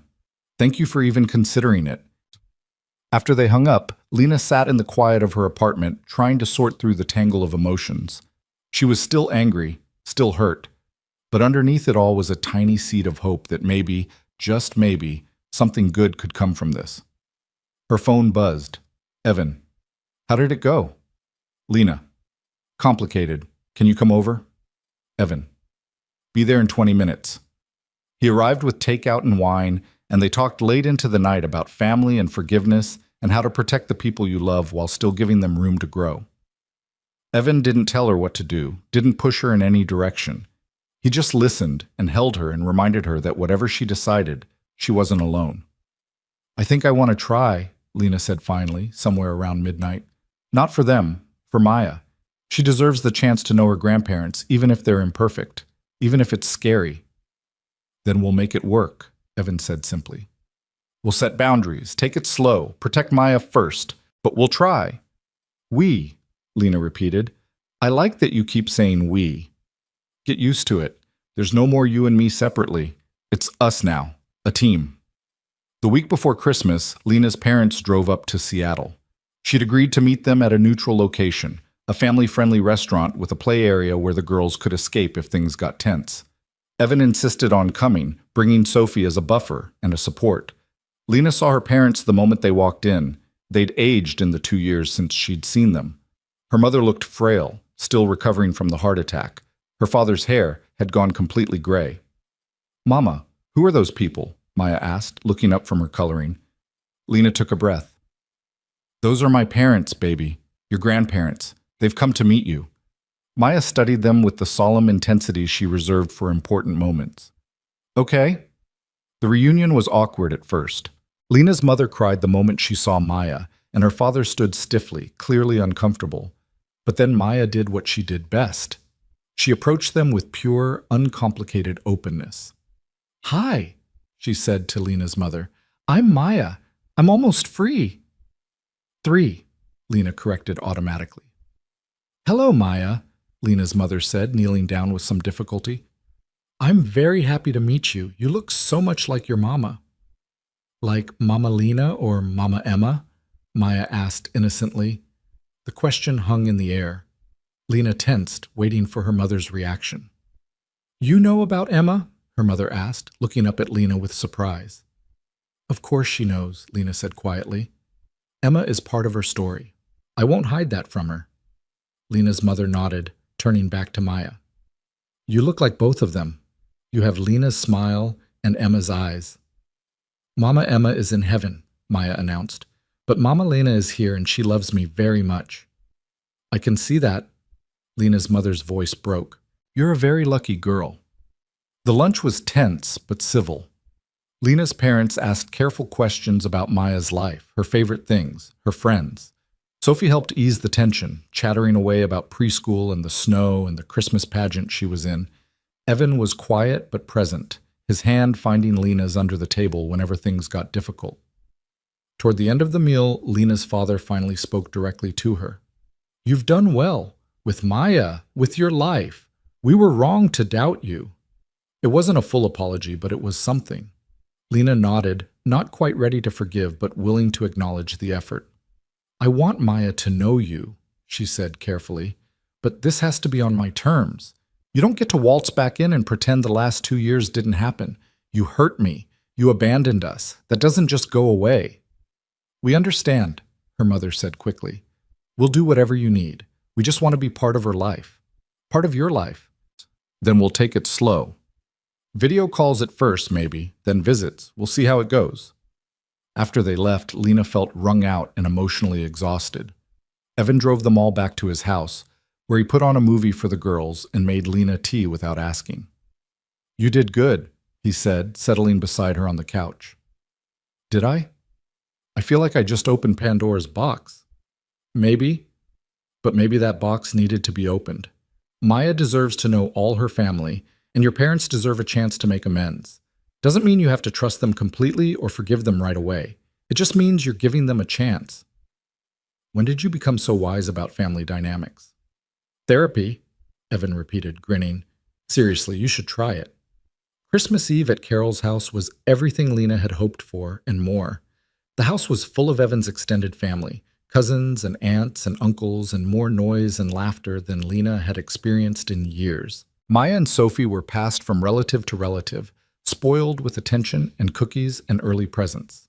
Lena helped Carol in the kitchen, learning the family recipes and listening to stories about Evan as a child. It was warm and chaotic, and felt like home in a way Lena's own childhood home never had.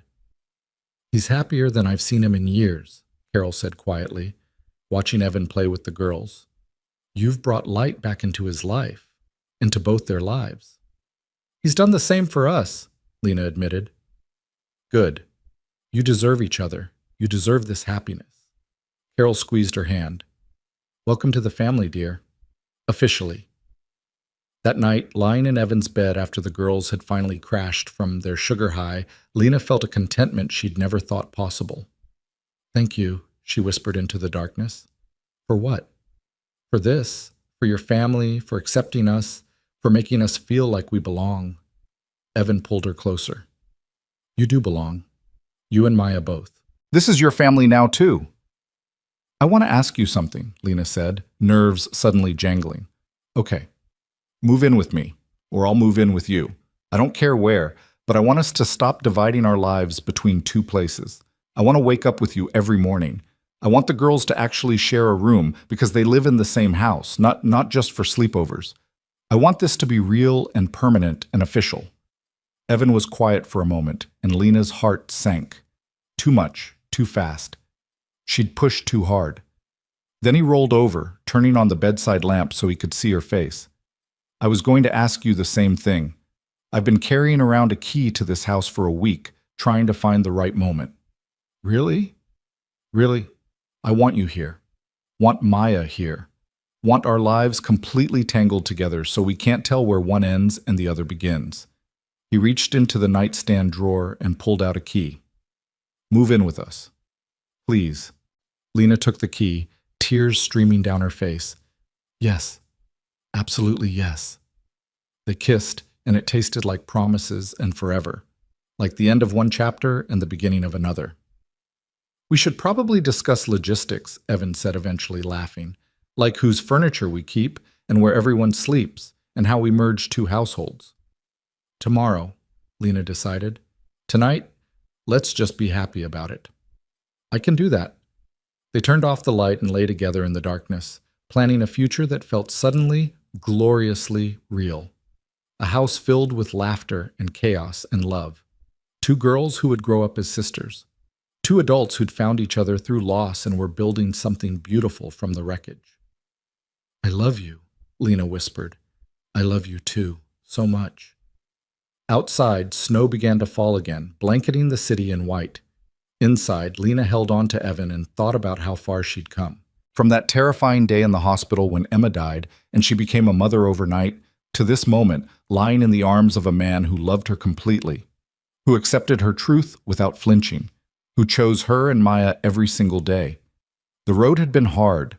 There would be more challenges ahead, merging households, navigating relationships with her parents, raising two daughters in a blended family. But for the first time since losing Emma, Lena believed they could handle whatever came. Because she wasn't alone anymore. She had Evan and Sophie and Carol and a whole extended family who'd claimed them as their own. She had her parents, tentatively rebuilding bridges. She had Sarah, her constant cheerleader. Most importantly, she had Maya, the child who'd saved her as much as she'd saved Maya. And she had herself, stronger than she'd ever known, braver than she'd believed possible, worthy of the love she'd found. The future was uncertain. It always would be. But lying there in Evan's arms, listening to the soft sound of his breathing and the distant giggles of their daughters who were supposed to be asleep, Lena felt something she hadn't felt in 2 years. Peace. And the quiet, powerful certainty that she was exactly where she was meant to be. Moving day came on a gray January morning, the kind where Seattle seemed determined to wash away the old year completely. Lena stood in her apartment, soon to be her former apartment, surrounded by boxes, and felt the weight of what she was about to do settle over her shoulders. "Second thoughts?" Sarah asked, taping up another box of kitchen supplies. "Terrified thoughts," Lena corrected. "But not second ones. This is right. I know it is." "Then why do you look like you're about to jump off a cliff?" "Because I am jumping. I'm jumping and trusting that Evan will catch me, that this family we're building will hold, that I won't mess it up somehow." Sarah set down the tape and crossed to Lena, taking her hands. "Listen to me. You've already survived the worst thing that could happen. You lost Emma, and you kept going. You raised a baby alone in a new city with no support. You've been through fire, Lena. Moving in with a man who adores you? That's not jumping off a cliff. That's finally learning to fly." Lena hugged her friend tightly. "What would I do without you?" "Crash and burn, obviously." Sarah pulled back, grinning. "Now come on. Evan and the girls will be here soon with the truck, and we've got to get you packed." They arrived an hour later, both girls bouncing with excitement. Maya had been talking about our new house for weeks, planning where all her toys would go and insisting that she and Sophie needed bunk beds immediately. "Mama, is it time? Can we go now?" Maya tugged on Lena's hand. "Almost, baby. We have to load the truck first." "I'll help," Sophie declared. She picked up a small box of Maya's books and staggered toward the door with it. Evan caught Lena's eye and smiled. "Our daughter is very enthusiastic about manual labor. Let's see how long that lasts." Our daughter. The casual way he said it made Lena's heart squeeze. Sophie had started calling Lena by her name a few weeks ago, testing the waters. Last week she'd slipped and called her Mama Lena, then looked terrified like she'd done something wrong. Lena had pulled her close and told her it was perfect, that she could call her whatever felt right. The move took all day. Friends of Evan's showed up to help. Other teachers from his school, neighbors, people who welcomed Lena into their circle without hesitation. By evening, Lena's apartment was empty and Evan's house was full of boxes and chaos. The girls were too excited to sleep, running through the house, claiming spaces and making plans. They'd decided that Sophie's room would become their shared room, and what had been the guest room would become a play area. "We need to paint it," Sophie announced seriously. "Purple, Maya's favorite color." "Purple it is," Evan agreed. "But not tonight. Tonight, we order pizza and try to find the sheets so everyone has a bed to sleep in." They found the sheets eventually, made up beds in rooms that didn't quite feel like home yet. After the girls finally crashed around 9, exhausted from the excitement, Lena and Evan collapsed on the couch. "We did it," Evan said, pulling her against his side. "We did." Lena looked around at the boxes still stacked everywhere, at the pictures propped against walls waiting to be hung, at the beautiful mess of two lives merging into one. "It's going to take weeks to unpack all this." "Months, probably, but we've got time." He kissed the top of her head. "All the time in the world." The next few weeks were an adjustment. Learning each other's morning routines, negotiating closet space, figuring out whose coffee maker to keep and whose to donate. The girls had their moments too, fights over toys, tears about sharing a room, the normal friction of two children learning to be siblings full-time. But there were beautiful moments too. Sunday morning pancakes that had become a sacred tradition. The four of them piled on the couch, watching movies, tangled together like puppies. Bedtime stories where both girls insisted on sitting in Lena's lap while Evan read. The slow, sweet process of becoming a family. Lena had started therapy in February, finally taking Evan's advice. Her therapist, Dr. Chen, was a kind woman in her 50s who specialized in grief and trauma. Twice a week, Lena sat in her office and unpacked everything she'd been carrying, losing Emma, becoming an instant parent, the fear that she wasn't enough, the guilt over finding happiness again. "You're allowed to be happy," Dr. Chen told her in one session. "Emma would want that for you. She would want Maya to grow up in a home full of love and laughter." I know that logically, but emotionally it feels like betrayal sometimes, like I'm moving on and leaving her behind. You're not leaving her behind. You carry her with you every day. You see her in Maya's smile. You honor her memory by being the mother she couldn't be. That's not betrayal. That's love. Those sessions helped more than Lena had expected. She learned to give herself grace, to accept that healing wasn't linear, to understand that she could grieve Emma and be happy with Evan at the same time. In March, they celebrated Maya's 3rd birthday with a party that filled the house with children and noise and joy. Lena's parents came, still tentative but trying. They brought gifts and admired the house and told Maya happy birthday with tears in their eyes. "She's wonderful," Lena's mother said quietly, watching Maya open presents. "You've done such a beautiful job with her." "Thank you." The words still felt strange, accepting praise from the woman who'd abandoned them. But Lena was trying, letting the relationship rebuild slowly. Her father pulled Lena aside later while the kids were eating cake.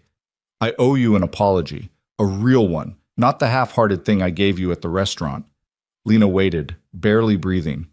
"When Emma died, I didn't know how to handle it. She was my daughter, and I failed her. I was angry at her for getting pregnant, angry at myself for being angry, angry at the world for taking her. And when you took Maya, when you decided to raise her, it felt like a judgment, like you were saying I should have done more, been better." He wiped his eyes. "But you weren't judging me. You were just loving that little girl the way she deserved, and I was too caught up in my own pain to see it." "Dad, let me finish, please." He took a shaky breath. "You are one of the bravest people I know. You gave up everything to honor your sister and protect her child. You built a life from nothing, and now you've found love again, built this beautiful family. I'm so proud of you, Lena, and I'm so sorry it took me this long to say it." Lena fell into her father's arms and cried.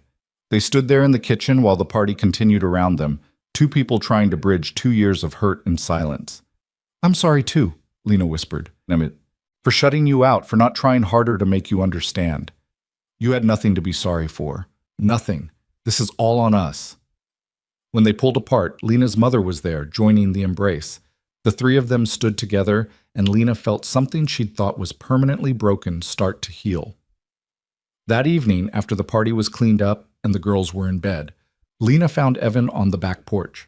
Spring was coming early to Seattle, and the air smelled of rain and new growth. "Big day," he said as she settled beside him. "Huge day." Lena leaned her head on his shoulder. "My dad apologized. Really apologized. How do you feel about that?" "Good. Scared. Hopeful. All of it at once." She paused. "Thank you for being patient with me. With all of this, I know having my parents in our lives adds complications. Families are complicated. That's what makes them families." Evan took her hand. "Besides, Maya deserves to know her grandparents. And you deserve to have your parents back if that's what you want." "I think I do. It won't ever be what it was before Emma died. But maybe it can be something new. Something better." They sat in comfortable silence, watching the sky fade from gray to dark.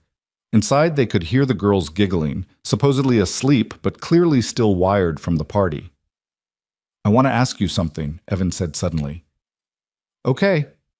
He stood, pulling Lena to her feet. Then, to her complete shock, he knelt down on one knee. "Evan, let me get this out before I lose my nerve."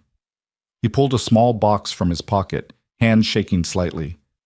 I had this whole plan. Fancy dinner, perfect timing, a speech I'd been rehearsing for weeks. But then today happened, and I watched you with your parents and with our daughters and with everyone we love, and I realized I didn't want to wait for the perfect moment. This is the perfect moment.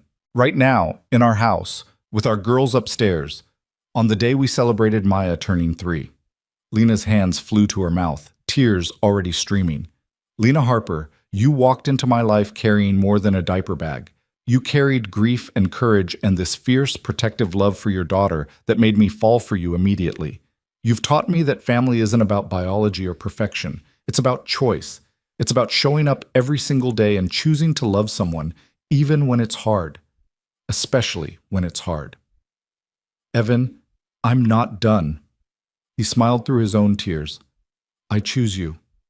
Every day for the rest of my life, I choose you. I choose Maya. I choose the messy, complicated, beautiful family we're building together. Will you marry me? Will you let me spend the rest of my life proving that you made the right choice when you took a chance on that blind date? Yes. The word came out as a sob. Yes. Absolutely yes.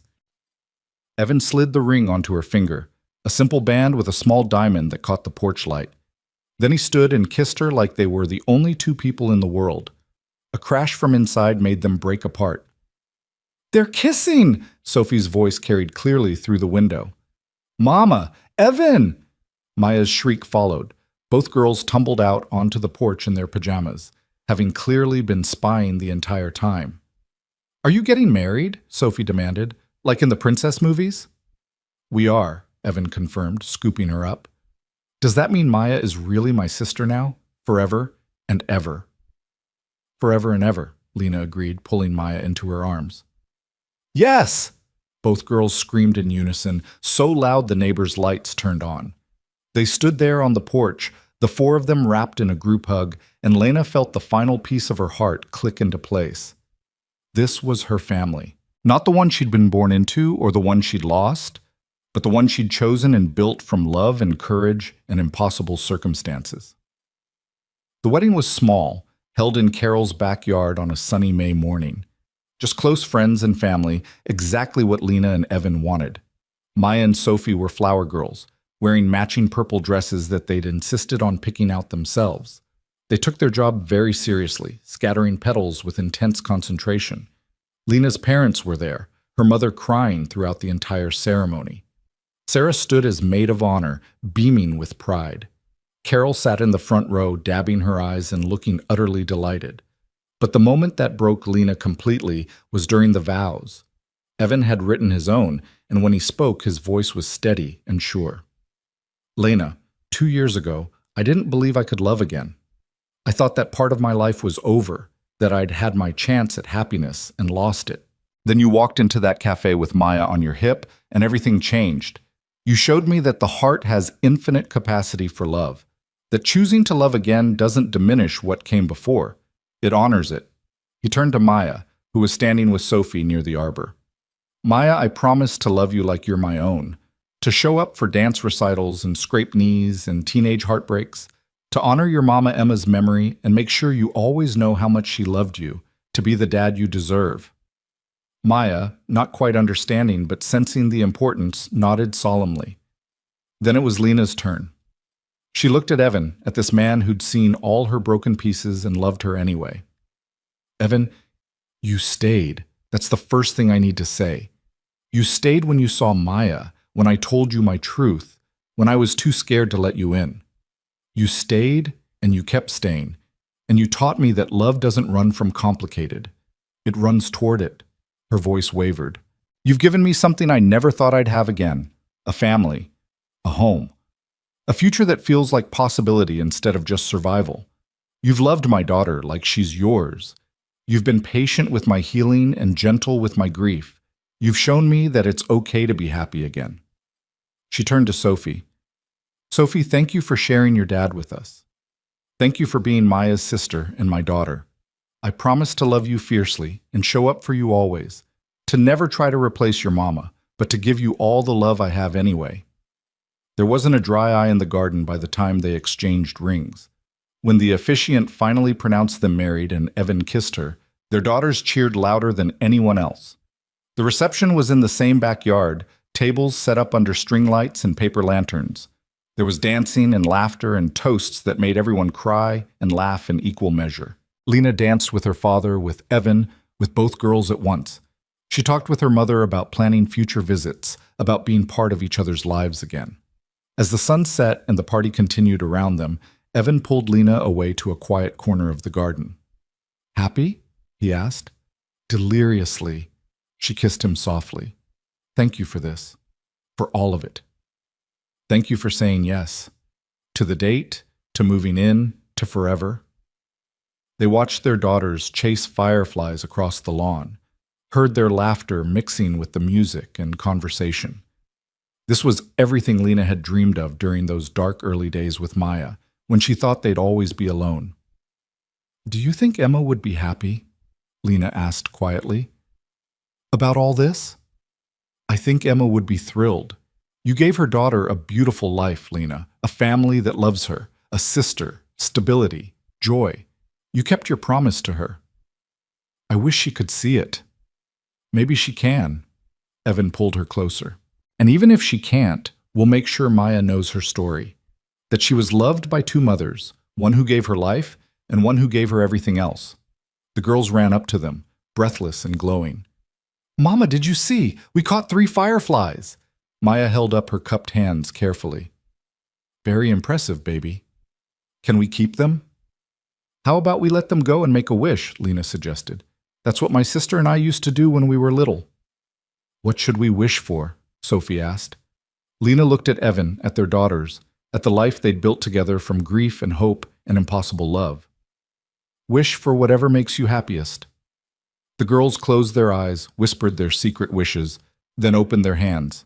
The fireflies rose into the darkening sky, little points of light floating upward. "I wished for ice cream," Maya announced immediately. "I wished for a puppy," Sophie added. Evan laughed.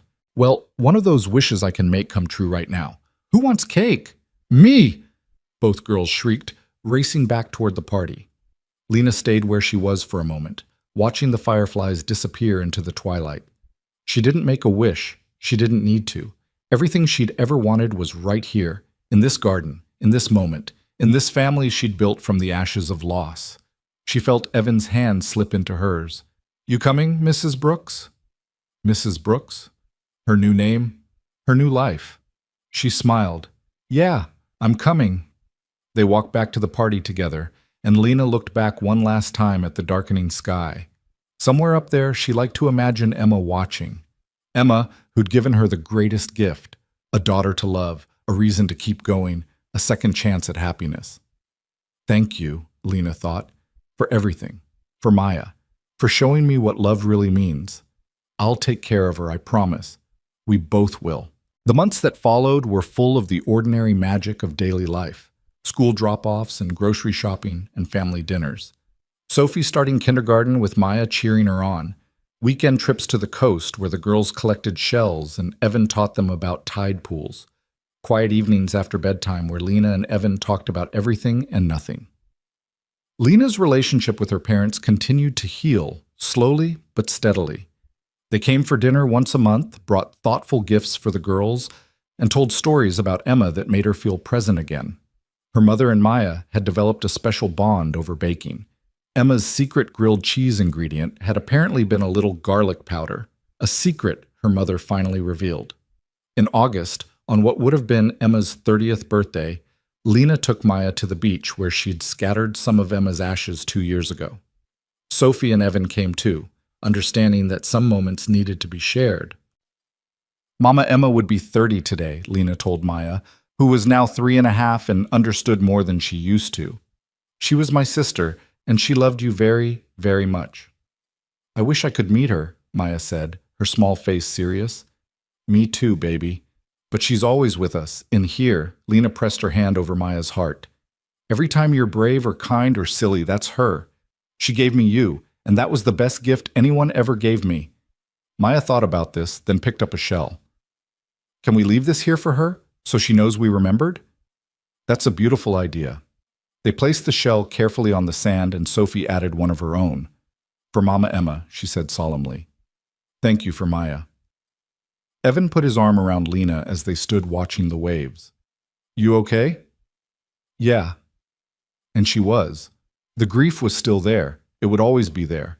But it didn't hurt the way it used to. It was softer now, woven into the fabric of her life rather than dominating it. "I think I'm exactly where I'm supposed to be."